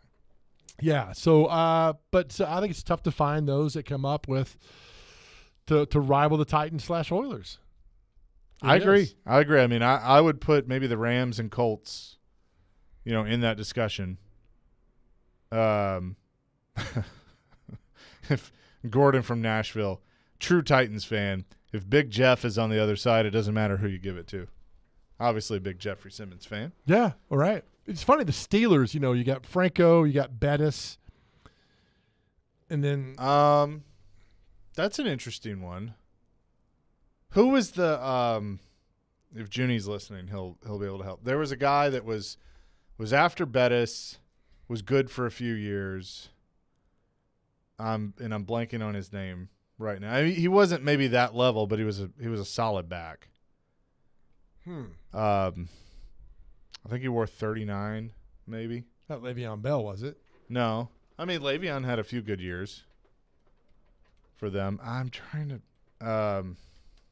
I'll find it. I hate it when that happens. Like, you think about all these names that we talk about over the years. Bam Morris? No. Bam Willie Parker. Willie Parker. Willie Parker. Who's third? He's actually third on the rushing list. Wow. For the Steelers. So their top four: Franco, Jerome Bettis, Willie Parker, Le'Veon Bell. It's pretty good. That's a pretty good group. Yeah. I mean, Franco had almost 12,000 yards. Jerome had 10.5, and then Willie Parker has 5,378, and Le'Veon had 5,336. But just look at that drop off. It was. I don't know, that Barry Foster, that Bam Morris. I think Bam Morris got busted in some sort of marijuana deal. Merrill Hodge was a running back for the Steelers there for a while.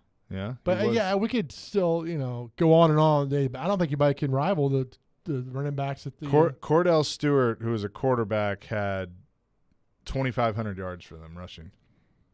It's pretty good. You had Rocky Blyer too. You could add in that. Blyer. And now see what they have with Najee Harris as their running back. But an interesting discussion for sure. We'll ask Chad Withrow. Yeah, we'll ask Chadwick about that. Chad Withrow from Outkick, Hot Mic with Hutton and Withrow. He is next. Stillman and Company, 102.5, 106.3, The Game. The NHL Awards and NHL Draft are coming soon to the Music City. Join us live June 26th through 29th at Bridgestone Arena as we'll have you covered from the red carpet and the draft floor as the stars of tomorrow join the quest for Lord Stanley's Cup. We are your home for Smashville. 102.5 and 106.3 The Game and the Game Nashville app. ElectronicExpress.com. We make it happen. Join the Nashville Area Chamber of Commerce for the 16th Annual Nashville Emerging Leader Awards, Wednesday, July 12th, to recognize local young professionals who are excelling in their careers and making a difference in the community. Time is running out to save your seat. Register today at NashvilleChamber.com/events. Get in zone, AutoZone. Welcome to AutoZone. What are you working on today? I think my battery's dead. With free battery testing and charging, AutoZone is here to help. Get in zone, AutoZone. What if I need a new one? We have the right batteries right here at America's #1 battery destination. Get in zone. And what if I don't know how to connect it? No problem. We have a how-to for you at AutoZone.com. Get in zone, AutoZone. Restrictions apply. For more than a century, AM radio has evolved to meet the needs of our community. In their car, at home, or on the job, More than 80 million listeners depend on AM radio each month. AM radio is also the backbone of the emergency alert system, which keeps us safe in dangerous times. It's reliable, free, and public safety depends on it. Text AM to 52886 and tell Congress we need AM radio in cars. This message furnished by the National Association of Broadcasters. Now, your Game Center update.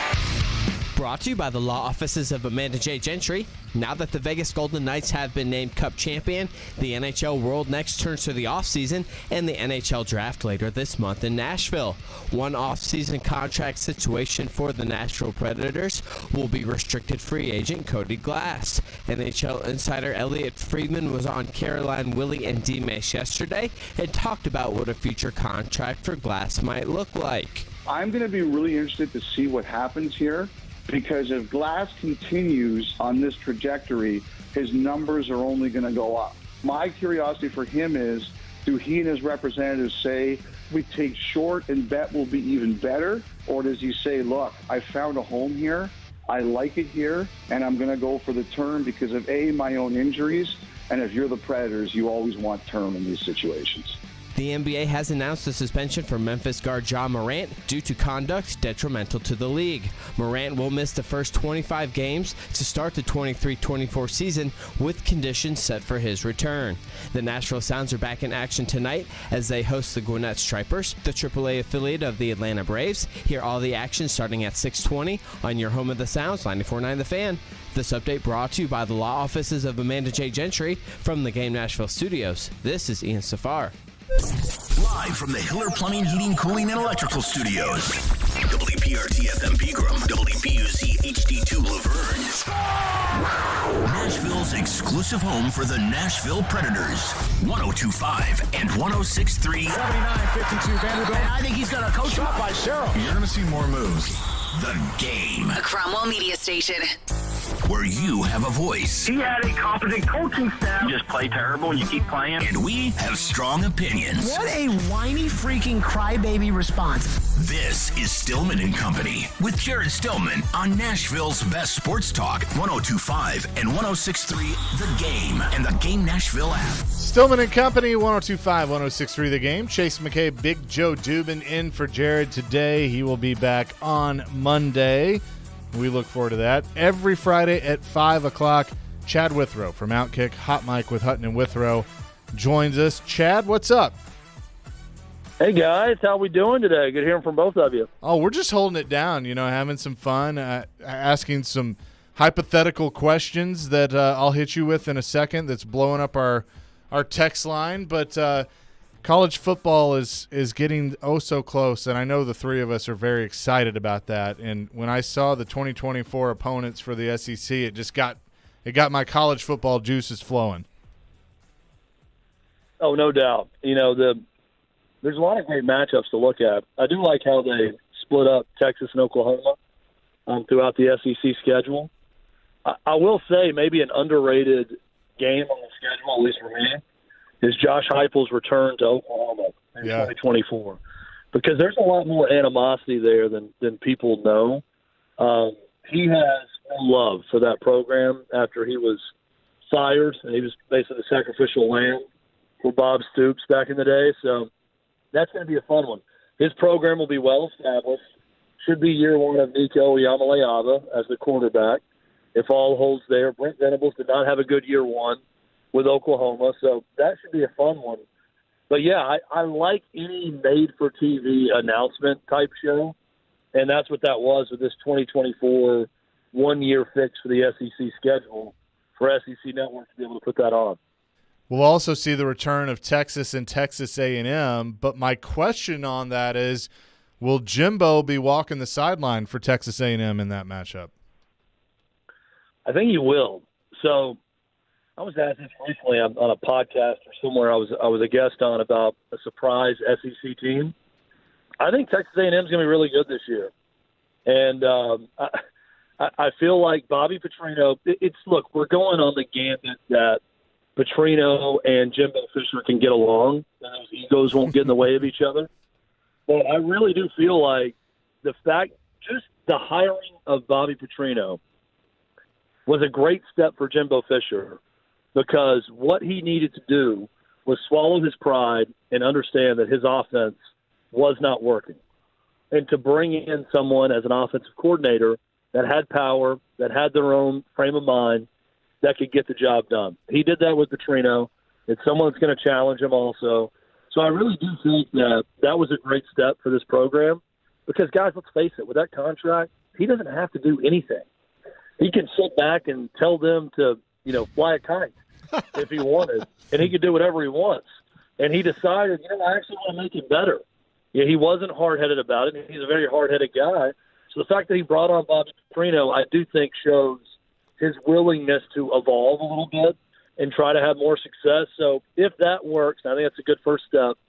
I think A&M's got the talent to do something big this year. All right, so we're talking to Chad Withrow. All right, so with this schedule release of 2024, do you think Kirby was on the phone with the SEC office complaining about Georgia's schedule because no more Vanderbilt, no more Missouri?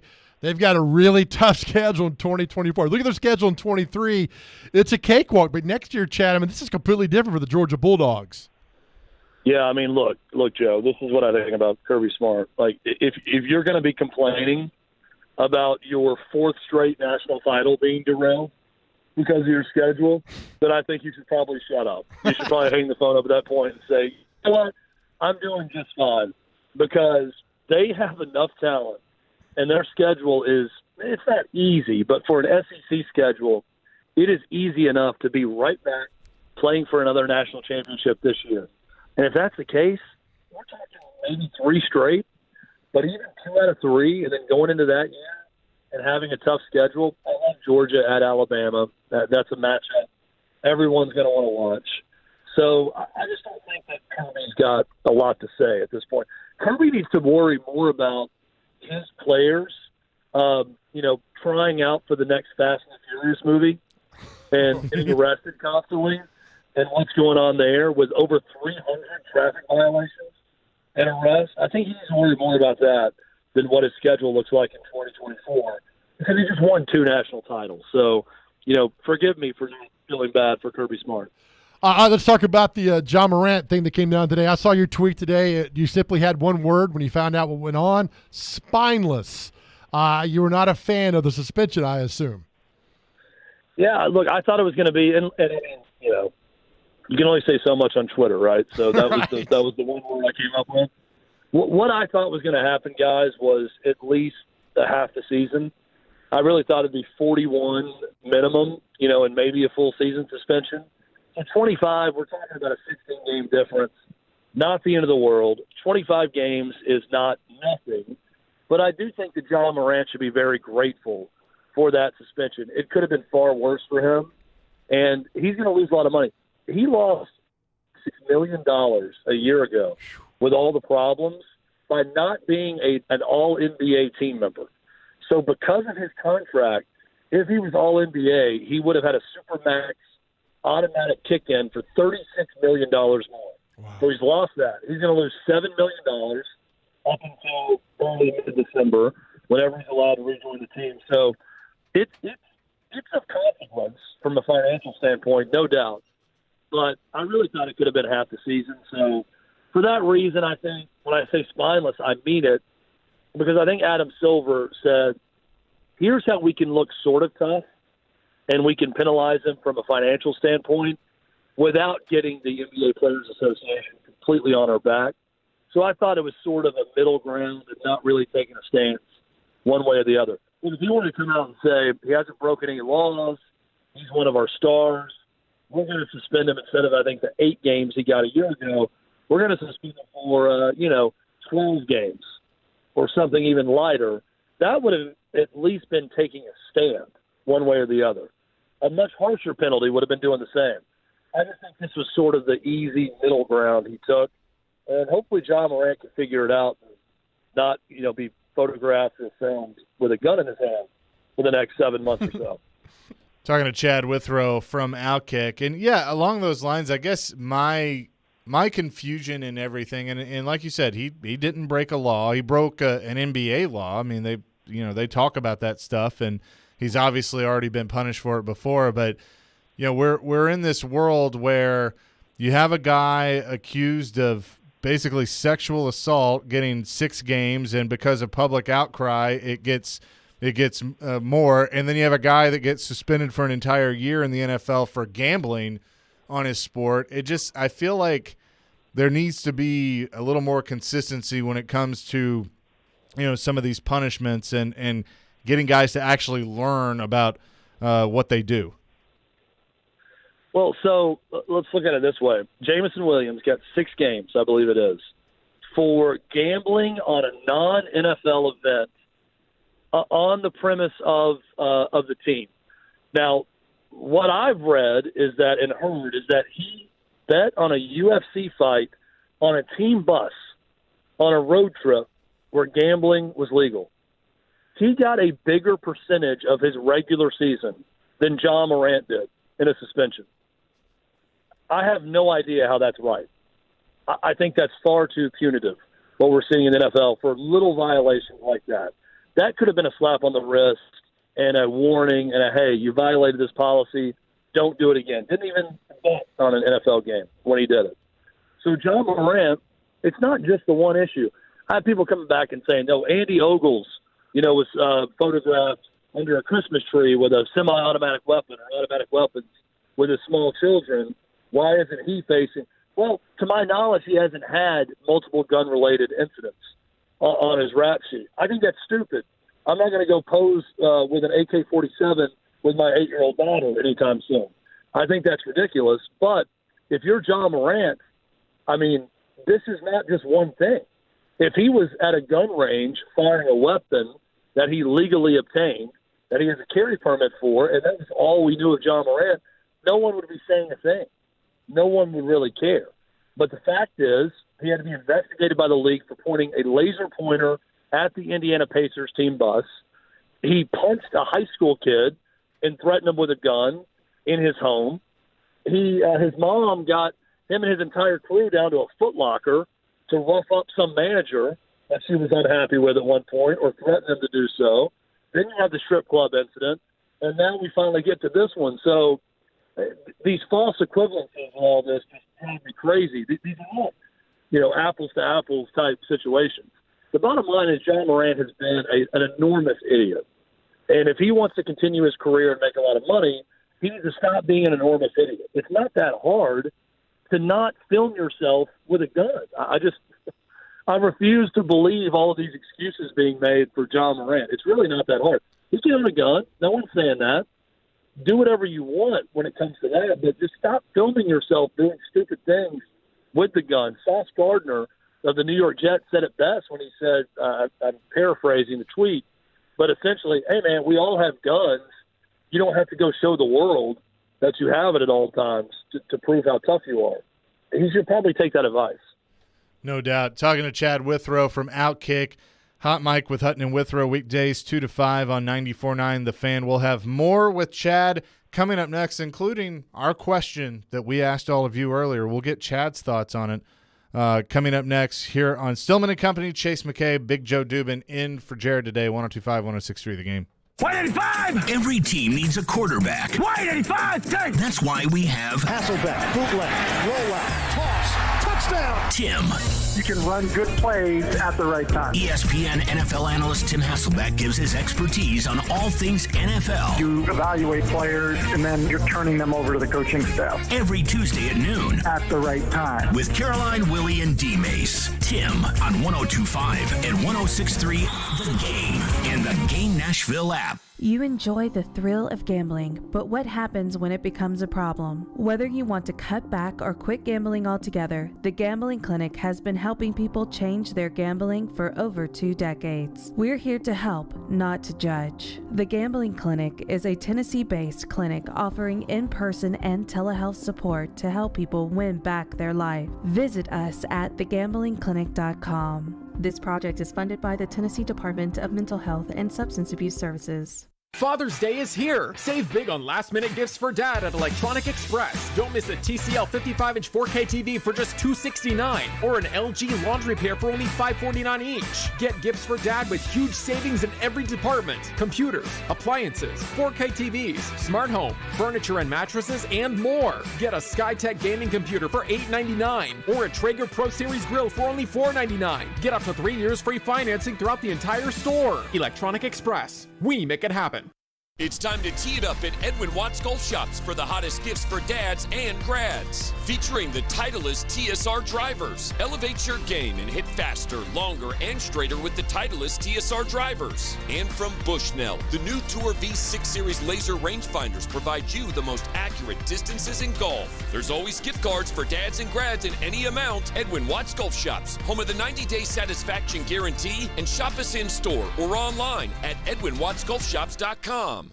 If you're hiring, it can feel like you're trying to find a needle in a haystack. You can hope the right person comes along, or you can just use ZipRecruiter. And now you can try it for free at ZipRecruiter.com/radio. In fact, ZipRecruiter has helped a lot of business owners find their needle in a haystack, like Marco, president of operations at Telly Tires and Auto Centers. Because Telly Tires has grown a lot in the last few years, Marco needed to hire everyone from a receptionist to a store manager to a head mechanic. ZipRecruiter helps me find all the right people, even the most difficult jobs to fill. ZipRecruiter helps me keep my business running. Take it from Marco and millions of other businesses who've used ZipRecruiter. ZipRecruiter can help you find the needle in the haystack.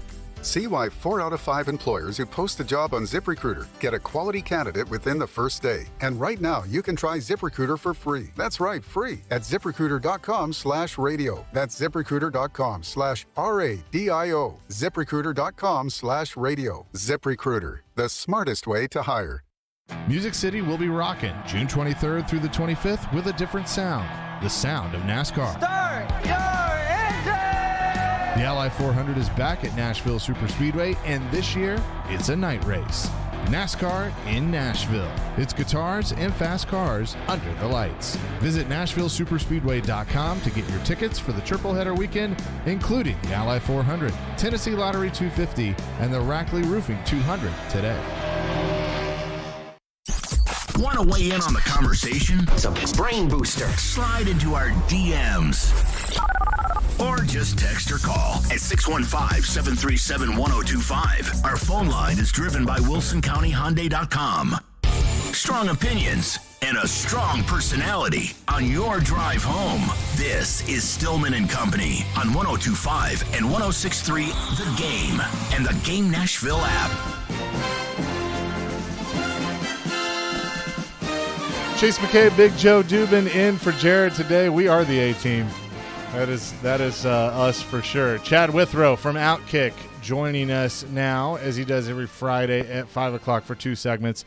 Okay, Chad, so I'm going to ask you the hypothetical question that we got a ton of people answering and that we asked earlier, and that is game on the line, ball on the 2-yard line, it's 4th and goal. You can hand the ball off to Eddie George, Derrick Henry, or Earl Campbell, or you can say another.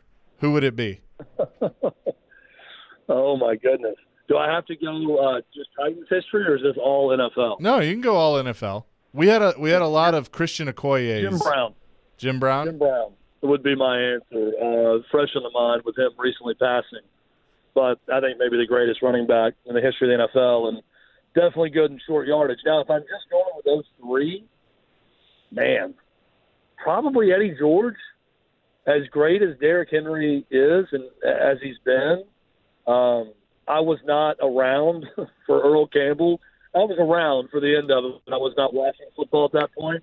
So Joe, as the elder statesman in the room, could probably tell us more about Earl Campbell. Please, Grandpapa, tell us about Earl. It's funny. So, I chose Earl Campbell. I took Earl Campbell because when I was growing up, starting to play football in the late 70s, Earl Campbell, Monday Night Football, running over the Dolphins and the jersey being ripped off by the Rams. I was like, my Lord. But then, I think it's a generational thing with Eddie coming here in the late 90s, mid-90s, and people seeing that. And then now another generation seeing Derrick Henry. So there's no wrong answer in this. It's just a fascinating kind of compare and contrast of who people want to choose. Can you also tell us about the war, please? War was hell. No, look, I'm sure the right answer is probably Earl Campbell. We've all seen the video of him and his uniform breaking apart as he runs down the field. I just think in a short yardage situation, I'm going Eddie George, and maybe it is a generational thing because I grew up on Eddie George and watching him.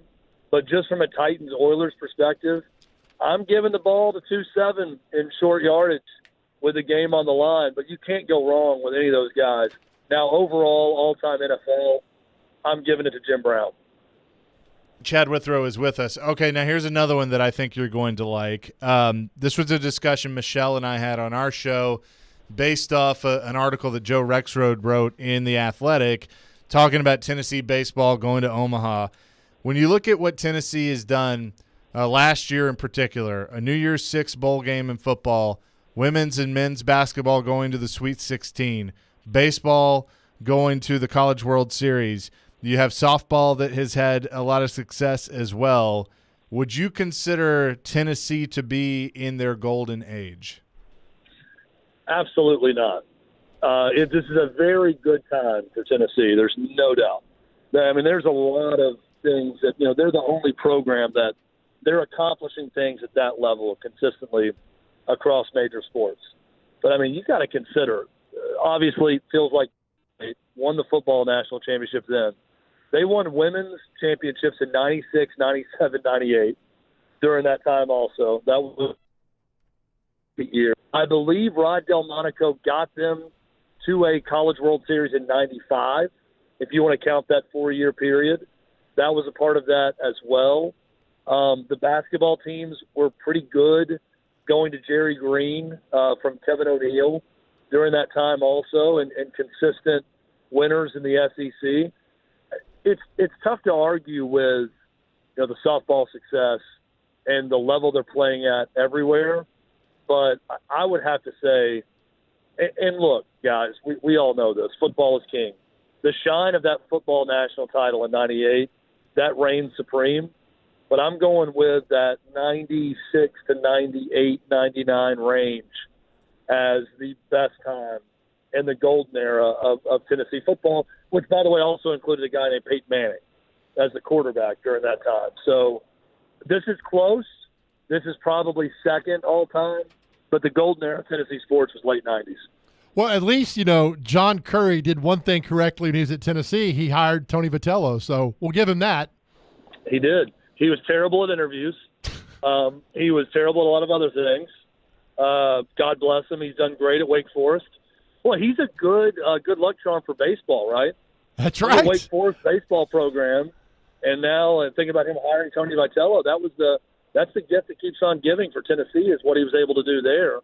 But yeah, it's crazy to think about John Curry's impact on baseball programs. The impact on everything else is not great while at Tennessee, but baseball was good.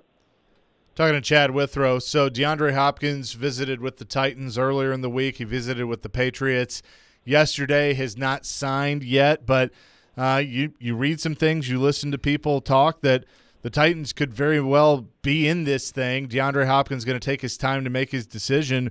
What do you think about the possibility of DeAndre Hopkins signing with the Titans? I mean, I really look at it, Chase, like they have as good a shot as anyone that he's visited. So there's a lot being made about, well, he flew out on a Southwest flight from Nashville, and I'm thinking, well, what did he fly in on? He flew on a private jet, right? I mean, he's flying to Green Bay on a Southwest flight. They're not flying him private for that visit. Is he getting flown private to New England? So if he flew in on something different, well, that's one step ahead for the Titans. And, of course, they're not going to fly him to the next stop, just to be nice to him after he doesn't sign a contract with the Titans. So I've got no big issue with that. I think the Titans are in it. They're going to have a good chance. The key now is that DeAndre Hopkins has to find out that his market is not what he expects. He's not going to get paid $10+ million. So he's not going to get Odell Beckham Jr. money. So if he can readjust his expectations for pay, then the Titans are going to be right there with cap room, with the money to make it happen, and with the familiarity of knowing Mike Vrabel, knowing the offensive system. I think the Titans are going to be right there in the end to have a chance to sign Hopkins. Yeah, I mean, do you think with the signing, if they do sign Hopkins, I mean, how much does it elevate this football team to be in that discussion of getting to AFC Championship game? Because I'm not sure it does, Chad. I'm not sure it does that for them. No, I wouldn't put him in the AFC Championship game category. But I will say, Joe, I think that an actual – and, we could argue if he's number one or number two wide receiver comes in. I think number one, quite frankly, ahead of Treylon Burks. But Burks paired with Hopkins, I believe if Tannehill's remotely healthy throughout the course of the year, if the offensive line is somewhat improved, I do think we can start to talk about the Titans being the best team in the AFC South again. Because it's not like they were that far off a year ago. I mean, they were Josh Dobbs quarterbacking the team in Jacksonville in a close game away from winning that game and winning the division. So it's not like Jacksonville, while their trajectory is far better than the Titans, it's not like they're that far ahead of the Titans. I do think DeAndre Hopkins, to me, puts the Titans dead even or close to it with Jacksonville for the division. But it's still a team that's not a real factor in the AFC. But they can win the division. Okay, so if you are Rand Carthon, what are you going to pay him? I mean, I don't want this to sound like a cop-out, but what it takes, I don't think it's going to take what he expects to get it done. Because I think you can outbid the other suitors and still not go into that double digit for him. Right. So, I don't know the exact figure, Chase. I'm just going to say they're going to be in position to outbid anyone else that's currently met with them. So just do that. And if you do that, you're going to be a factor in the AFC South. I don't think you're a Super Bowl contender. I don't think you're one of these teams in the AFC with a great quarterback that you're going to consider for an AFC title. But you're much better, and you're going to compete with Trevor Lawrence and the Jags if you have Hopkins. No doubt about it. Chad Withrow from Outkick. And real quick, Tennessee, LSU in baseball tomorrow to get the College World Series underway. What are your thoughts on that matchup?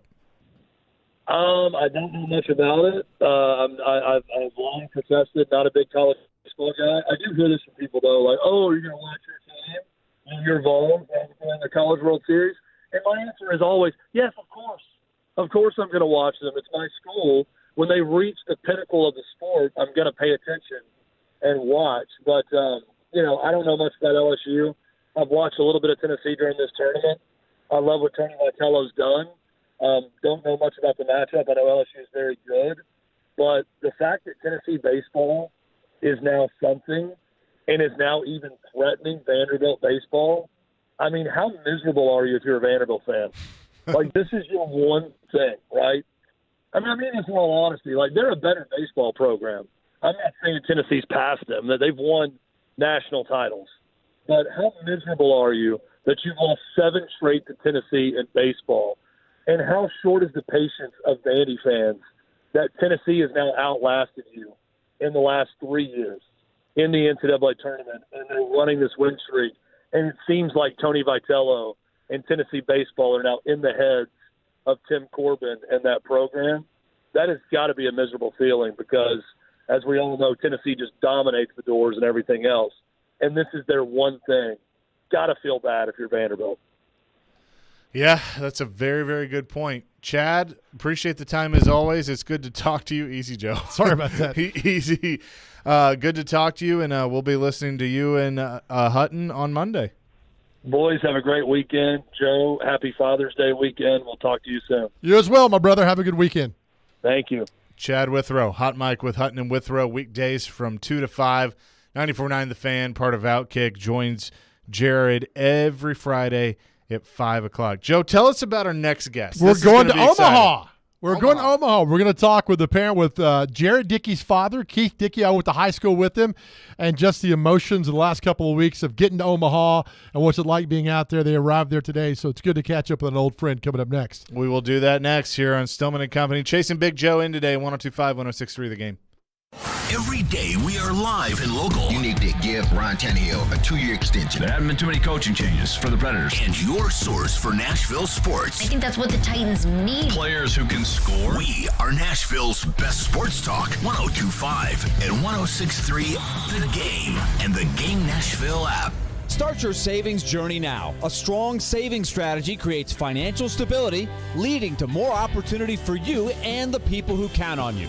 At F&M Bank, their savings accounts help you save easily, plan for expenses, and prepare for whatever comes your way.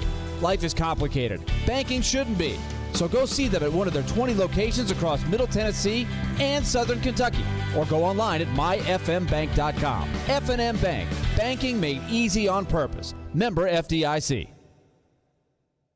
Everyone is loving what Genesis Diamonds is doing right now with the lowest interest rates on the planet. Right now, get 0% interest for 5 years on any purchase. A handcrafted Tacori, A. Jaffe, or Viraggio ring with a GIA certified diamond for only $100 a month. Wedding bands, color bands, fashion necklaces, just $40 a month. Pick any item, pay $0 down, and spread your payments over 5 years. Even the sales tax. Don't miss this amazing offer. All natural and lab-grown diamonds included. Now through July 1st only. At Genesis Diamonds, Green Hills and Cool Springs. On approved credit, see store for details.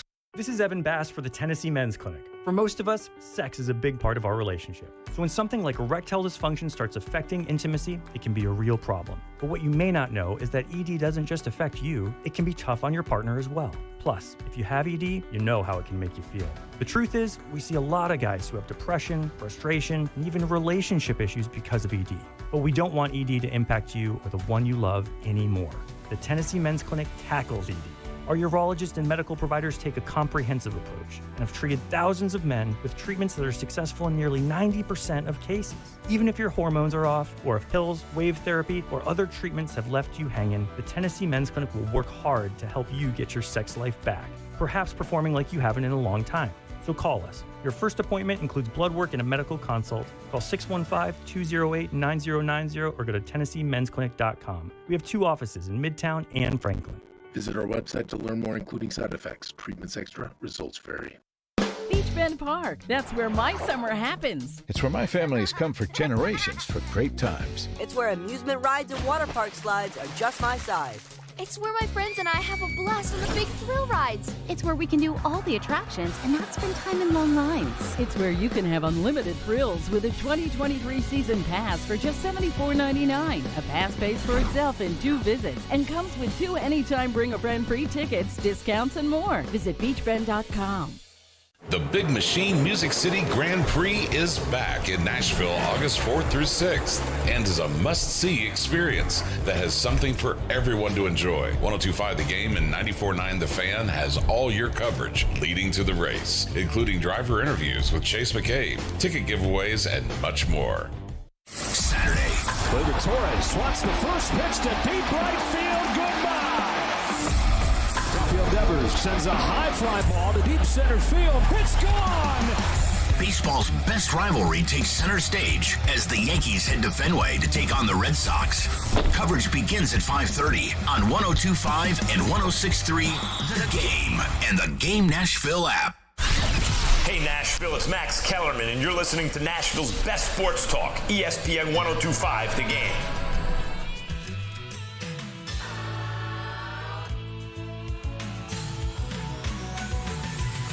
Chasing Big Joe in for Jared Stillman today. One of the best TV themes of all time and great TV show. It is. In its own right. Full House. Jared will be back on Monday. Appreciate Chad Withrow for joining us. I will let you introduce our next guest because this is going to be cool. We're going to go to Omaha, talk a little College World Series, but a different perspective. It is. So I every time Jared Dickey goes to bat and gets a hit, I always tweet out that the reason he's getting a hit is because he's got McGavick DNA in him because his father went to McGavick. It's a good friend of mine, and now they're out in Omaha. Let's bring in Jared Dickey's father, Keith Dickey. Keith, good afternoon. How are you, my man? I'm doing well, Joe. How are you guys? Fantastic. What's the last few weeks been like on this ride to go to Clemson, go to Hattiesburg, Keith, and now you're in Omaha at the College World Series? I mean, unbelievable. You know, I guess anybody would probably say that. It's been fun, been great. Of course, you don't want it to end. You know, this is the goal for all teams. You know, it's just been an incredible journey for sure. Take me back to 2 weeks ago to Clemson and that marathon game on a Saturday night. What was that like as the parent of Jared Dickey watching that game?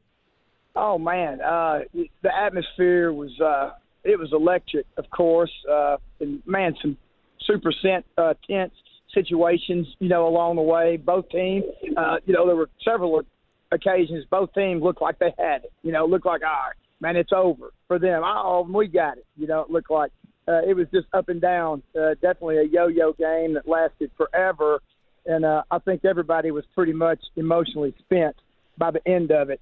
It was nuts.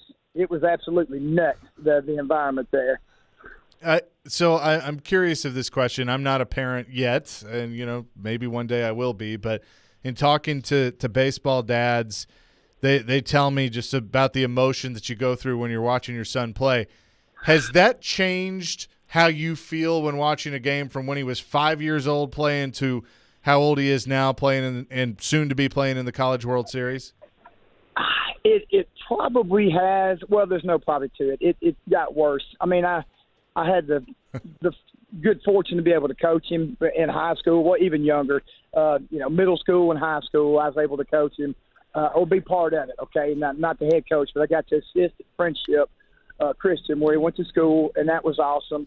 But I will have to say, it is a little more intense. Probably the nerves get to me a little bit worse, especially like last year when he really started playing. When he became a starter, it was pretty rough trying to relax. I have gotten better about it now. I guess once you do something for a while, you kind of get used to it. But it's still not easy. It does. I can't really eat anything during the game. I just try to take deep breaths. I'll go for walks. I hate sitting down. That's why at the UT I stay out in the porch section. I have some friends there from TLD that have a porch section, and I'm out there because I have to be on my feet and walking around. Sitting down, I just can't do.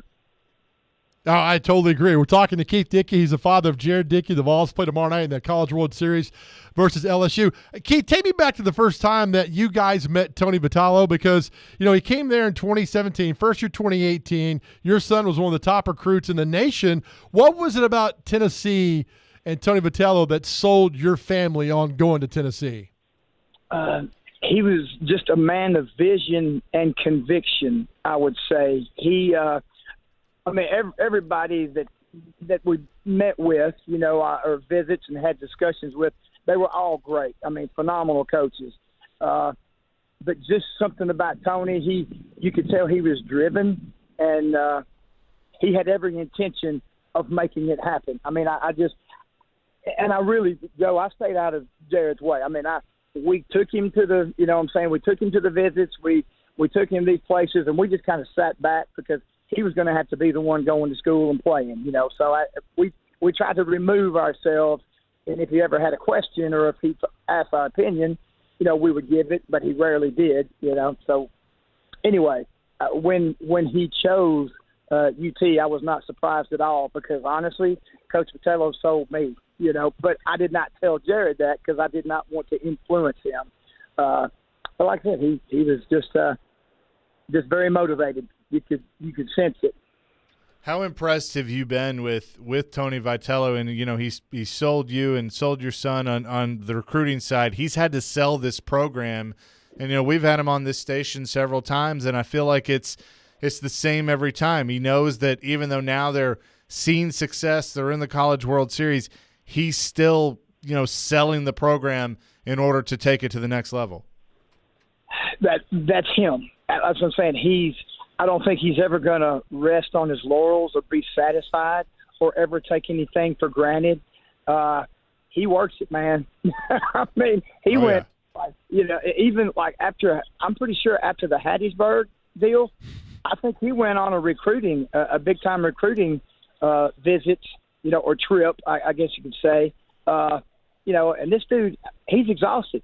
I know he wants to sleep. I know he wants to rest, and stay in Knoxville. But no, he's going out, to visit a big-time player, to get him to UT. And I think it worked from what I hear. So, yeah, I think that's just him. We're talking to Keith Dickey, the father of Tennessee Vol player Jared Dickey. Big weekend coming up. So I know Jared's a redshirt sophomore. There's a chance, Keith, he could get drafted, correct? Yes. Is that talked about, not talked about? How does that all play in this narrative now? Not really very much. He's more concerned with, what's going on with the team right now, with Tennessee and, trying to take care of business. Obviously he has to deal with some things just because, that's just kind of the nature of the beast, I guess, you know what I'm saying? He's got to, answer some questions and deal with some attention, I guess, but he really doesn't talk about it. And I think he kind of deals with it the way he has to, and he's done with, and he's back focused on Tennessee stuff. It's not been a problem at all. Good. I obviously for him it's a business trip. He's out there to work and to try and get a win. But for you, what's it like being in Omaha, being around that area, and the pageantry that is, and the history that is the College World Series being there? Well, this is the first time I've made the trip out here. I've said for years that I wanted to come out here, so what better reason? So this is awesome. I just ate at Jake Gilbert's. Actually, Jared and my wife Tammy and some friends of ours just ate. This is a great steakhouse, so I'm stuffed right now. I did get to experience that. And we drove by. We haven't been in yet to the stadium, so I'm looking forward to that. It's like a playground, for a baseball person, an amusement park. It's really cool, and I'm looking forward to getting out and exploring this evening and tomorrow. Well, I think it's great, man. I'm over the moon proud of you and your family, Keith. I love you, man, and it's just so great to see the success that he's having and to see you and your wife celebrating all this. It's just really, really cool for a great family and for a good man. Keith, thank you. Best of luck, and hopefully we'll see you back here in a week and a half. Right. I don't want to be home before next week. That's right. All right. Thanks, brother. Stretch out. Thank you, Joe. You guys have a great one. All right. Talk to you soon. See ya. Awesome. Keith Dickey joining us. Jared Dickey's father there in Omaha, and mentioned that steak. I'm hungry. Right. But a cool thing and a cool perspective is something that you and I are both passionate about, being local, hyper local, and having that connection. Even though we consider University of Tennessee local, Friendship Christian just down the road here, and Jared Dickey and. Yeah, you mentioned the draft thing, and finally they've moved the draft back, which is nice that they can. Tim Corbin has been passionate about that for a long time, but that these guys can enjoy the experience of playing in the playoffs, the College World Series, and then enjoy what may come. With the draft. Well, they got a lot of guys. I'm like Christian Scott's from Clarksville, of course. Jared Dickey's from. Friendship Christian, lives in Mountain Juliet area there. Andrew Binky's a pitcher of the team with the DCA. He's on the team as well. Drew Beam from Blackman High School down in Murfreesboro. So this team is peppered with a lot of local talent.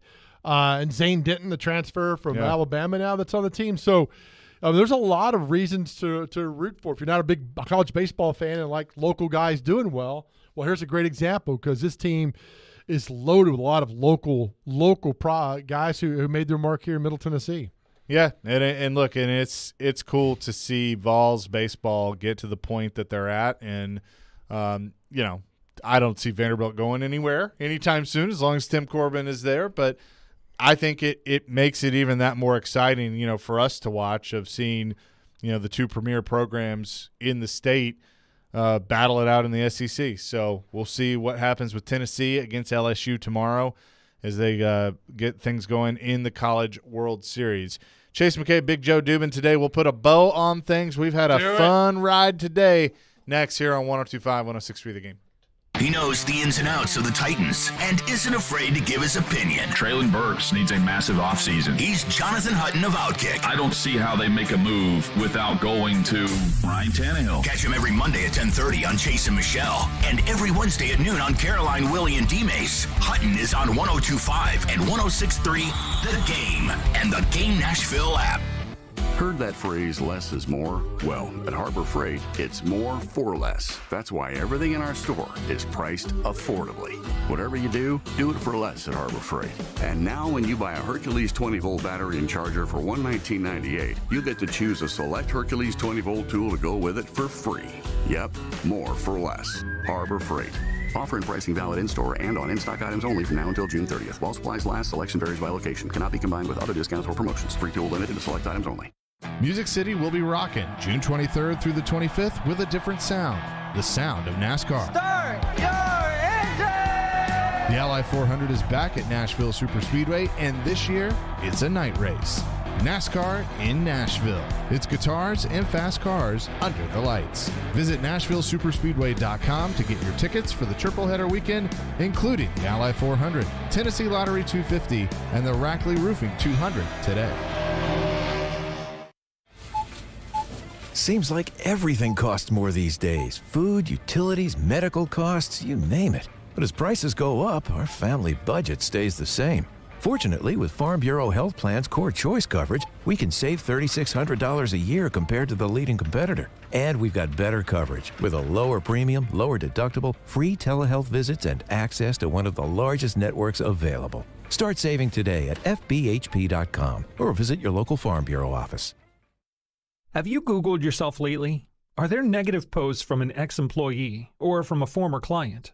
Maybe an outdated news article or sensitive personal information about your family? Search engines don't always get it right. For right or wrong, it's your reputation on the line. That's where Reputation Defender by Norton comes in.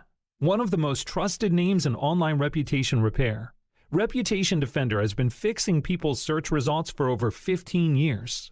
Their cutting-edge approaches help you to wipe away unwanted information in your search results.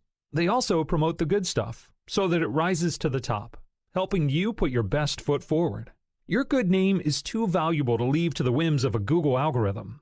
Take control with Reputation Defender. You can start by getting your free reputation report card at reputationdefender.com or call 800-401-6681 to speak to an expert. That's 800-401-6681. 102.5 The Game and Green Trees Company Dispensary want to send you to see Bryan Adams at Bridgestone Arena Saturday, June 17th with very special guests Joan Jett and the Blackhearts. Listen all week long to Robbie and Rex Road for your cue to call to win tickets to Bryan Adams and Joan Jett at Bridgestone Arena. The sports talk doesn't end on Friday. Join Michelle Knezovic and Junie Riddle for Michelle and Junie. As long as he wants to coach there, he will be able to coach there. I think that really did save the hope of this team. Michelle and Junie, presented by Superbook Sports, every Saturday morning at 9 on 102.5 and 106.3 The Game and the Game Nashville app. You're listening to Stillman and Company on 102.5 and 106.3 The Game and the Game Nashville app. Chase McKay, Big Joe Jubin in for Jared Stillman today. Visit thegamenashville.com/events to get a special ticket link for the Nashville Sounds game against the Gwinnett Stripers tomorrow.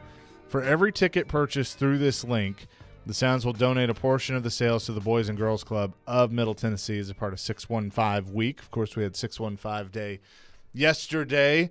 We were out at First Horizon Park, which is hard to believe that First Horizon Park is almost 10 years old. It is.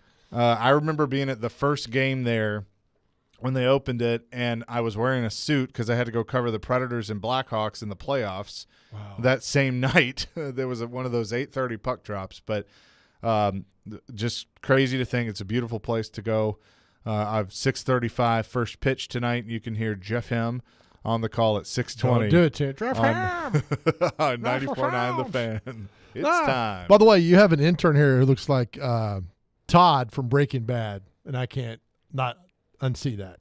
Yeah. If you watch the TV show Breaking Bad. It's just like him. It's just like him. He's looking at you like, what are you talking about? He's, yeah. So if you know the TV show Breaking Bad, that's the intern. Looks like him. Okay. Well, yeah, we've people out there. We have solid interns here. We've had solid interns in the past. I was your intern at one point in time, and look at me now. How did we not ruin you back in the day for that? Oh, you ruined me. I mean, working with you and Pogue all those mornings. God, that seems like another lifetime ago. It feels like forever ago, to be honest with you. I just hit my 11-year anniversary as an employee, but there's more time if you include the internship that I've been here. So, all right, so you're going to Bryan Adams tomorrow night. I am. Yeah. Do you know a Bryan Adams song? Yeah, Summer of '69. Okay. Heaven. Okay, get it? Is another one. And then, as Chris Sanders was on earlier today, throwing Lionel Richie songs at me, I'm like, I know the songs, I don't always know the name of the song. Right. Well, it's not fair. I mean, because you were born what year? 87. Okay, so Lionel Richie is really popular, 83, 84, 85, 86. It's not like you should know that. I mean, you can know it, but then people are like, well, you know the Beatles. Well, I mean, you get into it, you know the Beatles songs because they were, I wasn't born yet, obviously, but Lionel Richie, when I went to his concert with my dad, he had a great line. He's like he brings the house lights up, he's looking out at the audience, and he's like, man, we got all walks of life here tonight, all ages. And he goes, I see people that grew up on Lionel Richie, and then I see people that were probably a result of those people growing up on Lionel Richie. Nice. And I was laughing, and but Bryan Adams is probably the same way. But I like rock music. I mean, old rock music, classic rock, if you want to call it that, is what I like. So that era, and Bryan Adams is one of those guys that I haven't seen yet, and so I'm like, yeah, I'll go check him out. Now you could make an argument for Joan Jett being the headliner. It's pretty good. Yeah. Now I saw Joan Jett last summer when she opened for Motley Crue. Def Leppard was supposed to be Poison, but Bret Michaels was in the hospital. But she was fantastic. She was in a movie with Michael J. Fox back in the day, which was really good. The name of it's escaping me right now. Look at Light of Day. There we go. Joan Jett, Michael J. Okay. Mid-A is an 80s movie, but it was really good. Yeah, I mean, she's still rocking. So, I mean, Joan Jett, I think, will be fantastic when she opens tomorrow. I mean, can you think of a concert that you've been to where the opener was better than the headliner? Yes. 1987 at Starwood, the outfield was better than Night Ranger. Oh, yeah, I think you've told me that story. Yeah, the outfield was fantastic. Night Ranger just went through the motions that night, and the outfield was fantastic. Coming off their big success, and it was just a really good concert. Saturday night, tickets were 2 for $1. You buy them at Kroger for $10.